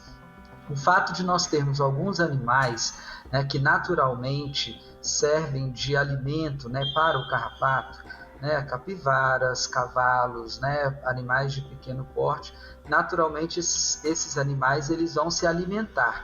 E esses animais eles acabam sendo os amplificadores do carrapato, né? Mas como eu disse, como o Distrito Federal, ele não representa um risco de transmissão para a febre maculosa, né? No momento, a gente não pode dizer que esses animais eles vão favorecer a transmissão, né? Porque nós não temos no Distrito Federal a circulação dessa bactéria, né? Em nenhum momento foi identificado aqui, nos estudos que já foram realizados, a presença dessa bactéria nos carrapatos, né? Tem alguns estudos, por exemplo, que foi realizado recentemente em parceria com o IBRAM, em que se identificou carrapatos em locais onde não há presença, inclusive, de capivaras, né? Então, o carrapato ele está disseminado por todo o Distrito Federal. Então, é importante, como medida preventiva, né, de qualquer outra doença que possa haver, que a pessoa, ao adentrar parques, matas, frequentar cachoeiras, né, ou lagos, que ela, além de estar com uma vestimenta que proteja a maior parte do corpo, pode usar aí, né, um repelente e também fazer a inspeção do seu corpo a cada 2 horas. Né? Então, verificar se há a presença do carrapato e, se tiver a presença desse carrapato, que faça essa remoção mecânica, de modo que não possa apertar, né, a pele, com risco de transmissão, se caso, né, ele tiver com alguma contaminação. Mas reforço, Viviane, o Distrito Federal ele não é uma área endêmica de transmissão da febre maculosa, mas é importante a gente estar falando sobre isso, né, porque o carrapato também ele pode trazer outras infecções secundárias a partir da lesão local que ele causa, né, na pele das pessoas. Fabiano, quero te agradecer muito, super importante aqui seus esclarecimentos para poder tirar as dúvidas, deixar o pessoal também aí atento caso seja contaminado aí com algum carrapato. Muito obrigada, viu? Uma ótima tarde para você. Obrigado, a Secretaria de Saúde continua à disposição com seus canais para orientar a população. Agora, olha só, um oficial de justiça teria invadido um condomínio na manhã de hoje, lá na região do Jardins Mangueiral. Ele foi perseguido pelo vigilante, que estava em uma moto, mas o homem conseguiu derrubar esse funcionário e escapar. Foi então que um policial militar, que mora ali no mesmo condomínio, tentou alcançar o invasor e os dois acabaram trocando tiros. Um dos tiros atingiu o braço do policial. Quem vai explicar melhor para a gente os detalhes é a repórter Kátia Gomes. Kátia, boa tarde para você mais uma vez, né? Qual foi o motivo desse homem ter invadido esse condomínio? Oi, Viviane, boa tarde novamente para você, boa tarde para todo mundo. Segundo informações do próprio vigilante, esse homem teria ido atrás de uma mulher. A gente não sabe detalhes, se é ex-mulher, se é namorada, qualquer relação dele com essa mulher. O que a gente sabe é que ele entrou no condomínio sem se identificar e aí por isso o vigilante foi atrás dele. Esse vigilante estava ali pilotando uma moto e o oficial de justiça acabou derrubando ele com o próprio carro. Logo depois disso, a arma do próprio vigilante caiu no chão. Esse oficial de justiça pegou essa arma e foi nesse momento que o policial militar que estava ali de folga viu toda a situação, pediu que ele parasse, só que ao invés dele parar, ele acabou disparando contra o policial e uma das balas acabou perfurando o braço desse PM. Para dar detalhes sobre toda essa história, eu vou conversar aqui agora com o Tenente Amaro, que está aqui ao meu lado. Tenente, então informações que vocês têm é exatamente essa, né? De que tudo teria começado ali, acontecido por volta de 9h30 da manhã, quando ele entrou no condomínio sem se identificar. Sim, ele entrou no condomínio sem se identificar, né? E aí o vigilante, ele pegou a sua moto e foi atrás, né? Perseguiu ele estava no Renegade branco, o oficial de justiça. No momento em que o oficial de justiça jogou o carro dele para cima do vigilante, o vigilante caiu no chão e deixou a arma caiu próximo a ele, né? O oficial de justiça, ele pegou a arma do vigilante e chegou a render o vigilante. Apontou a arma para a cabeça do mesmo e aí, no momento em que o policial militar, que estava de folga, visualizou a situação e pediu para ele parar. O oficial de justiça atirou contra o policial, efetuou 3 disparos. O policial militar, ele se defendeu em legítima defesa, efetuou disparos também contra o oficial de justiça. E aí o policial militar foi alvejado ali próximo à região do punho e o projétil ele ficou ali próximo à região do cotovelo, no braço dele. E aí ele empreendeu fuga, o oficial de justiça. Logo ele foi preso aqui no Lago Sul. Então, logo depois desse fato que ele atirou contra o policial militar e acabou acertando ali o braço dele, ele fugiu do condomínio. Sim, ele empreendeu fuga. Alguns policiais militares lá do 21º Batalhão de São Sebastião foram atrás e os policiais militares aqui do Batalhão do Lago Sul efetuaram a prisão dele. Ele não deu nenhuma declaração. Estão lá na primeira delegacia de polícia. Tá certo, então, Tenente. Muito obrigada pelas informações. O policial militar está aqui no hospital de base aguardando para saber se vai passar ainda hoje por uma cirurgia. O vigilante está na delegacia de polícia já prestando depoimento e também esse oficial de justiça, né, que acabou cometendo todo esse crime aí. Viviane, eu volto com você. Obrigada pelas informações, Kátia. E olha só, quem é fã de skate sabe quem é Bob Burnquist. O brasileiro é um dos maiores nomes do skate mundial de todos os tempos e desembarcou aqui no DF para um evento no fim de semana que vai misturar a cultura do skate e muita tecnologia. Vamos conversar com o Maicon Leão? Maicon, traz os detalhes pra gente disso aí. Oi, Vivi, trago sim, viu? A preparação já está acontecendo a todo vapor, a montagem das pistas, mas enquanto isso, os amantes do skate não esperam, já estão aqui aquecendo para esse festival, como você já adiantou, para os amantes do skate. Eu vou até descer de cá, calma aí rapidinho. Tem, inclusive, desce aqui pra gente mostrar pra quem tá em casa. Viviane, olha o tamanho desse querido, ele dá um show no skate. O Yuri tem 10 anos, né, Yuri? E Vivi, ele já anda de skate melhor que muita gente grande, tipo eu. Quanto tempo tem que você já pratica o skate aí? 3 anos. Há 3 anos? Vamos mostrar pra quem tá em casa como é que você faz? Tá bom. Então mostra aí, Vivi, já adiantando, a gente fala direto aqui do CCBB, onde vai estar acontecendo o Imagine Skate Tour. A gente vai ver agora. Vamos lá, Yuri, vamos mostrar para quem tá em casa. Olha só, Vivi, eu não tive coragem de nem começar o link parado ali no skate, mas ele dá um show e vai ser daí para mais que a gente vai acompanhar ao longo do final de semana. E como você já adiantou, o Bob já está aqui ao meu lado justamente para fazer esse convite para quem está em casa. Ele que é um dos representantes mundiais aí e detalhe, brasileiro, vai trazer detalhes pra gente dessa programação para lá de especial, né, Bob? Boa tarde. Boa tarde a todos em casa. Isso aí, a gente está aqui no Imagine Skate Tour no CCBB. É um evento de mini rampa alto nível profissional diferenciado, que vai ser com música ao vivo ao mesmo tempo. Então vai ter o André Fateschi aí tocando, aquela energia cultural, artística. Tem meu amigo Lelinho aqui, o Lelinho Alves aqui é skatista artista do Squad BB, tá fazendo aí a arte na van do Skate Cuida, que é do Instituto Skate Cuida. E também é o obstáculo, você vê aqui no teto dela, ela é skateável, a galera vai estar... Pera aí, eles vão passar em cima da van? Vai estar descendo de cima ali, então a gente, tudo é pra andar de skate. E igual a gente tava falando, Viviane, é um complexo que foi montado, a gente tem imagens feitas agora há pouco pelo Rogério Silva do drone, é um complexo mesmo e quem não pratica pode assistir ali do outro lado, inclusive tem essa interação com música de cá, disputa de MCs, uma série de outras atrações, mas tem palestra também ali que você mesmo vai estar conversando com a galera bem de pertinho. Pois é, por ser um evento social, né, junto com o Skate Cuida, Banco do Brasil, a gente puxou uma educação, né? Os pilares do Instituto é inspirar, educar e transformar. Então, tá inspirando com o skate, com a música, com a arte e educando com uma troca de ideia que vai falar sobre blockchain, NFT, uma painel NFT Brasil, a gente vai estar falando, os troféus aqui do evento são NFTs, né? Você pode chegar aqui e mintar seu NFT de graça, então é para trazer essa nova tecnologia e, enfim, né, abrir os horizontes aí da galera que tá chegando aí. E não é só para assistir.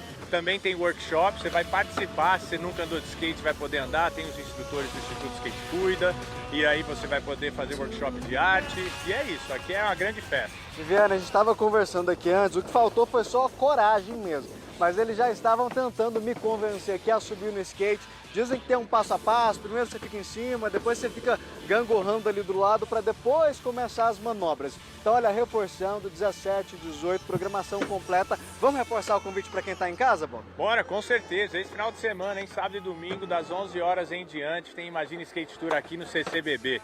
Venha! É isso, Vivi, fico por aqui, vou tentar subir no skate para ver se eu consigo ficar pelo menos em pé com ele paradinho, viu?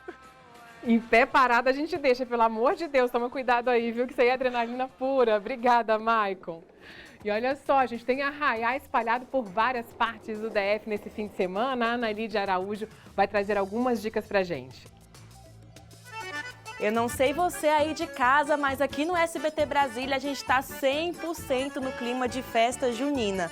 Quem não gosta, né, de uma boa festança, comidas típicas, quadrilhas.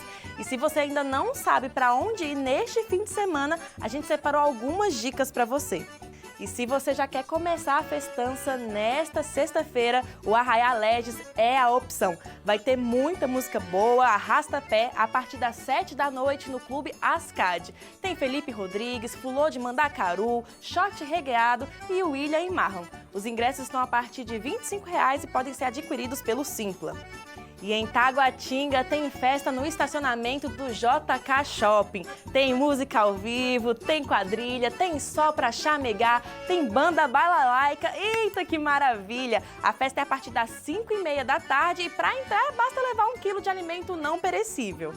E é claro, gente, que não poderia faltar as tradicionais festas de igreja. Amanhã, a partir das 7 da noite, tem a festa da paróquia Santa Terezinha, na QNJ 19. Vai ter muita festa, tudo que a gente gosta, e no domingo também tem bingo. Quem quiser participar dessa brincadeira, basta procurar a secretaria da igreja.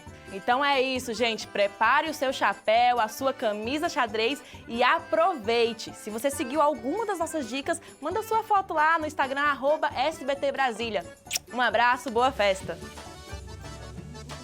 Fim de semana vai ser animado, né? E fim de semana chegando, por falar nisso, sabe uma coisa que cai muito bem? Churrasco. E se você também ama essa especialidade brasileira, eu vou te mostrar agora imagens de dar água na boca. Se prepare, hein? Porque chegou o dia. Eu tô falando do primeiro episódio do nosso Desafio do Churrasco. O time do SBT Brasília você já conhece, né? Mas a pergunta que eu te faço é: será que essa turma toda sabe preparar um bom churrasco? O Sobradinho Carnes chamou a gente para um desafio muito especial. E quem abre os trabalhos? Sou eu, hein? Eu mesma e minha dupla, que foi o nutricionista e influenciador Matheus Queiroz. Aí, para explicar melhor, eu vou parar de falar aqui, vou chamar logo essa reportagem, porque tá na hora de ver como é que a gente se saiu nesse desafio. Vamos lá.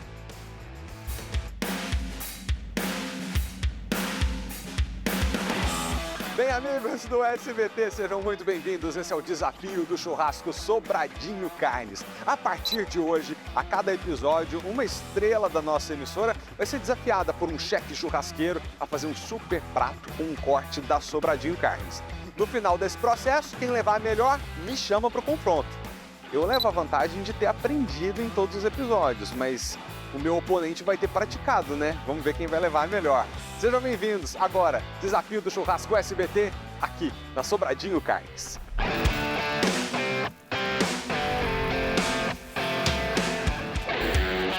A desafiante de hoje é Viviane Costa, jornalista, apresentadora, mãe de milhões, churrasqueira de centavos, mas só aceita um desafio se for para ganhar. Seja muito bem-vinda, Viviane Costa. Chega mais, minha amiga. Tudo bem? Vamos começar esse desafio. Bora começar. Como é que funciona na sua casa, Vivi? Os meninos, seu marido, eles gostam de carne? Eu adoro cozinhar, mas carne não é o meu forte. O churrasco lá em casa, quem faz é o Cacá. E se sai bem, então eu deixo pra ele e faço os complementos. Agora, eu que vou fazer lá em casa também. Vamos ver se a gente se divide. Agora, já pensou se você puder falar: Cacá, não precisa fazer o churrasco não, que hoje sou eu? Nossa! Aí, né, sobe, ganha uma estrelinha. Bom, gente, funciona assim, a gente não tá sozinho a cada episódio, tem torcida. Com vocês, Matheus Queiroz. Chega mais, meu amigo! Ei, Vivi! Tudo bem? Cheguei. Matheus, 25 anos de idade, se formou em Direito, mas hoje tá na internet. Matheus, qual foi o viral que fez você explodir nas redes sociais?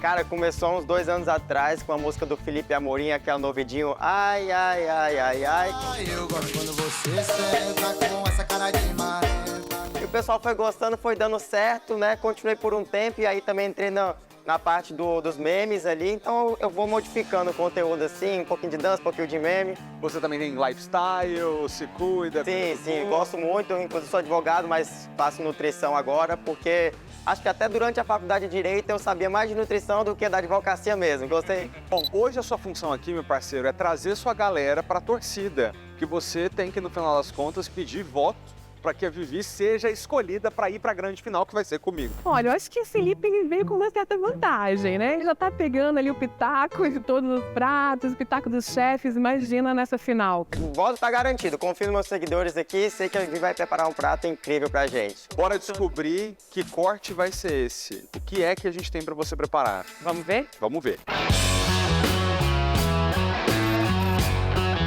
Ao meu lado, Fred do Assados do Fred, parceiro, 3 cortes premium da Sobradinho Carnes. O que a gente tem aqui hoje? Bom, nós temos 3 cortes maravilhosos, ambos super acessíveis. A Sobradinho Carnes tem essa grande vantagem de trazer os melhores preços. Então a gente vai ter aqui fraldinha, a gente vai ter aqui maminha e a gente vai ter aqui o shoulder. E eu vou falar um pouquinho para vocês o que é o shoulder. É um corte que já conheciam antes e que ele trouxe esse nome estrangeiro que traz um sabor e um marmoreio que vai encantar realmente o prato que ele vai preparar com a Vivi. Muito bem, agora eu vou sair de cena. Viviane Costa, a cozinha da Sobradinho Carnes é sua. Vou sair porque quem sabe a gente se encontra na final. Vou te esperar. Boa sorte, viu, Matheus? Não ajuda tanto assim também, não. Pode deixar.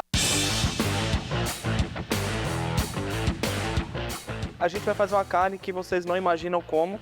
Se vocês conhecem, é uma carne no carvão. A parte mais difícil foi quando ele falou assim, o seu tempero vai ser com carvão. Eu falei, qual é a chance disso dar certo? Já comeu carne no carvão? Não.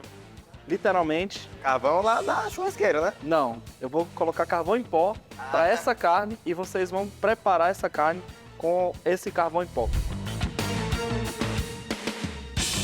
Nesse carvão ativado vai vários temperos. O que é um black rub? O que é um dry rub? Dry rub é uma técnica de tempero seco. Os americanos utilizam muito isso no churrasco, na American Barbecue. e a gente tem trazido isso para o nosso churrasco também.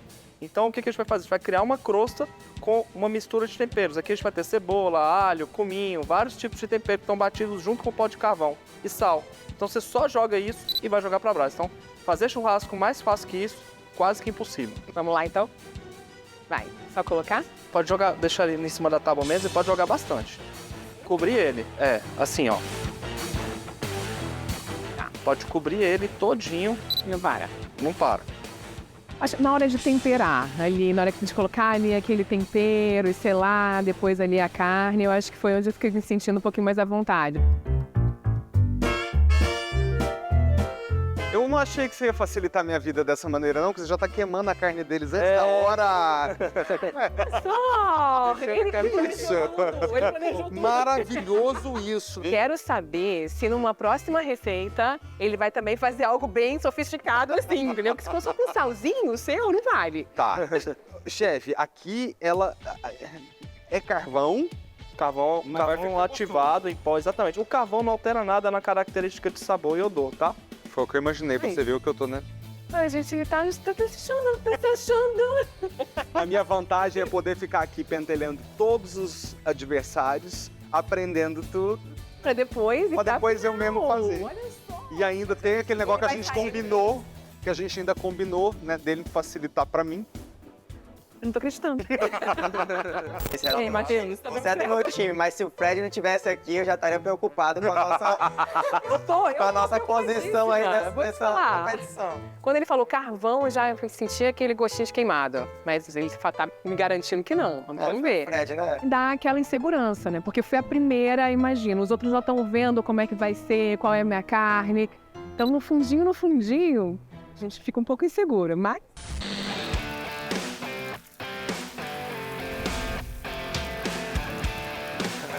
Não, com todo respeito aqui, essa imagem, a pessoa que tá vendo em casa, ela tá um pouco assustada.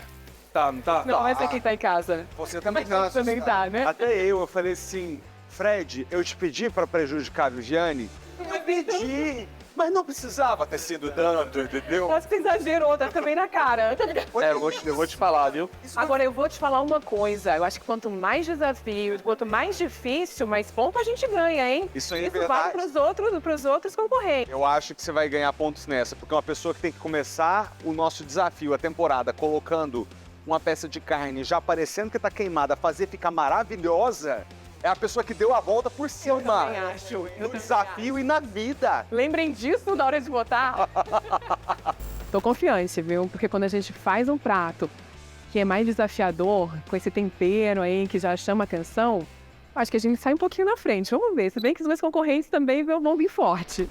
Pontos de carne. Como que a gente faz para saber o ponto da carne ao toque na hora que a gente está trabalhando numa grelha? A gente coloca assim, ó, segura os dedos na contagem dos dedos e apertando, apalpando. Quando você aperta esses dois dedos e aperta bem aqui nessa polpa, aqui, ó, isso aqui é a carne mal passada. Aqui, ó. Fazendo força? Fazendo força? É. Agora troca de dedo. Ao ponto. Sentiu a firmeza? Ponto bem. E bem aqui que ela tá bem dura, bem passada. Gente, tem que... Então, testa você vai transferir isso ou com uma luva, que você vai estar lá para poder manipular de calor para não queimar o dedo, ou com um pegador. Então você vai ter aqui, ó, mal passada, ao ponto, ponto bem e bem passado. Eu acho que o ponto certo da carne é sempre um maior desafio também, que a gente tem que ficar sabendo. Você passou do vermelhinho, não passou. E aí quando ele ensinou aquela dica dos dedos, pra gente saber como que faz, pra poder decidir se a carne tá boa ou não, sem precisar ficar cortando, eu achei incrível.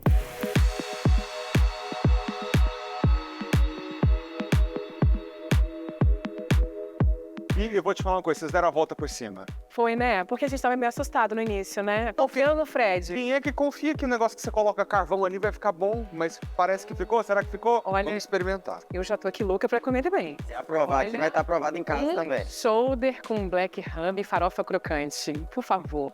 Eu gostei da apresentação. Aquela combinação da carne com aquela farofinha crocante, que tava também maravilhosa. Acho que a gente tem chance. Vou pegar um antes pra provar. E a farofa? Atenção da pessoa que... Rufem os tambores. Aprovado? Não é porque é do meu time. Aprovado? Mas a Vivi mandou muito bem. Fred, parabéns, viu? Obrigada. Salva de palmas. É isso aí. maravilhoso, Vivi. Ele ficou realmente bem macio, porque quando a gente estava fazendo ali, a gente vê aquele meiozinho, parecia uma gordura, não fica com essa sensação. Fred, Vivi, tá desmanchando na boca.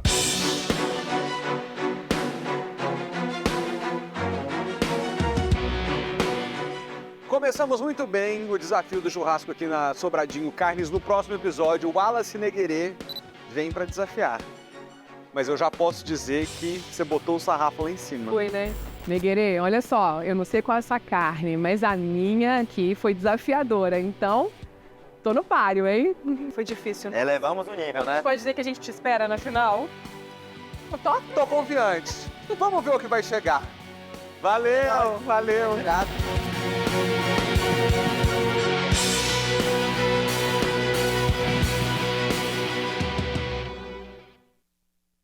É ou não é o desafio mais delicioso da sua hora do almoço? Não tô brincando, não. Ficou assim incrível de deliciosa essa carne. Eu fui a primeira a encarar esse desafio junto com o Matheus Queiroz e agora é hora de abrir a votação. Então, porque claro que você vai participar, né? Porque você vai votar na dupla que se saiu melhor. O próximo episódio vai ao ar no dia 30 de junho, mas desde já você vai conferir vários conteúdos sobre o desafio do churrasco do SBT lá no Instagram, que é o @SBT Brasília. Então já entra, já começa a seguir a gente. Inclusive, sobre o episódio 2 já tem algum bastidor por lá.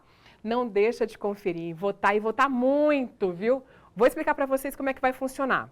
É o seguinte, acessa o nosso Instagram, aí clica lá no link da bio, que fica lá em cima, escolhe ali a opção Votação Desafio do Churrasco SBT.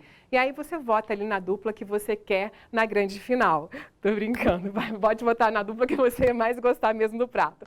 Eu já tô contando com o seu voto, participa com a gente e aí você pode apontar inclusive a câmera do seu celular para o QR Code que está aparecendo aqui na tela, ó, que você cai direto lá e já pode começar a votar e brincar e participar com a gente.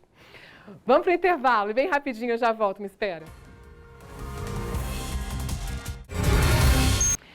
E carnaval fora de época, o que é isso? Depois de 9 anos sem desfile, as escolas de samba do DF vão desfilar a partir do próximo fim de semana, nos dias 23, 24 e 25 de junho. Para entrar nesse clima, a Biblioteca Nacional de Brasília recebe uma mostra com fantasias carnavalescas das agremiações.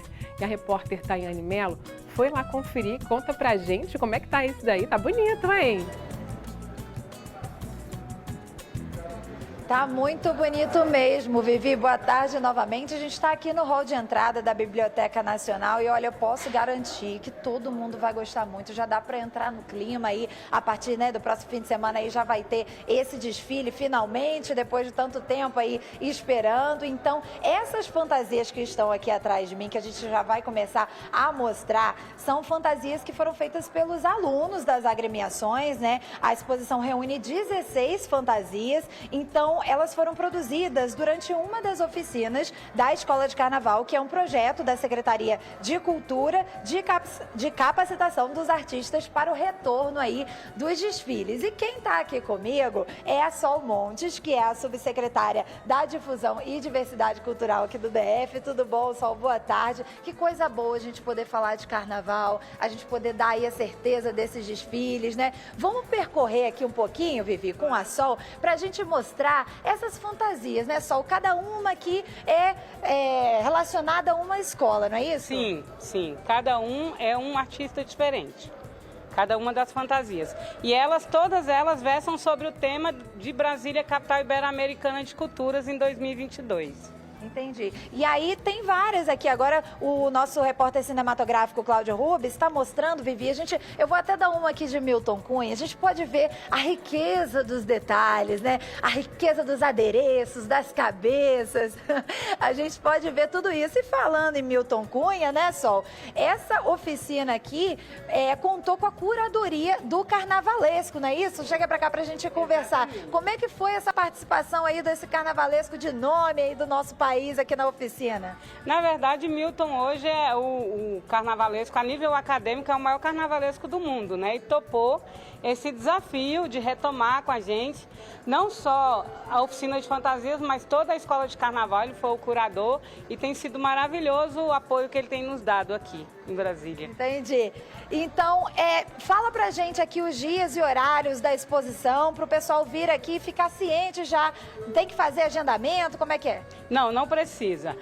Pode vir, né, de 8 às 20 horas, todos os dias, na Biblioteca Nacional, e vai até o dia 19 de julho. Mas o sucesso está tanto que a gente pretende prorrogar essa exposição. Muito legal, Sol. Vivi, com essa notícia aí, a gente termina o nosso jornal, né, nessa sexta-feira, convidando a galera para vir aqui na Biblioteca Nacional conferir essa exposição e já entrar no clima aí dos desfiles das escolas de samba do DF. Eu volto com você. É isso, obrigada, sextou. Então, muito obrigada pela companhia. Aproveite a sua tarde, o fim de semana, descanse. A gente se vê na segunda-feira. Um beijo, tchau, tchau.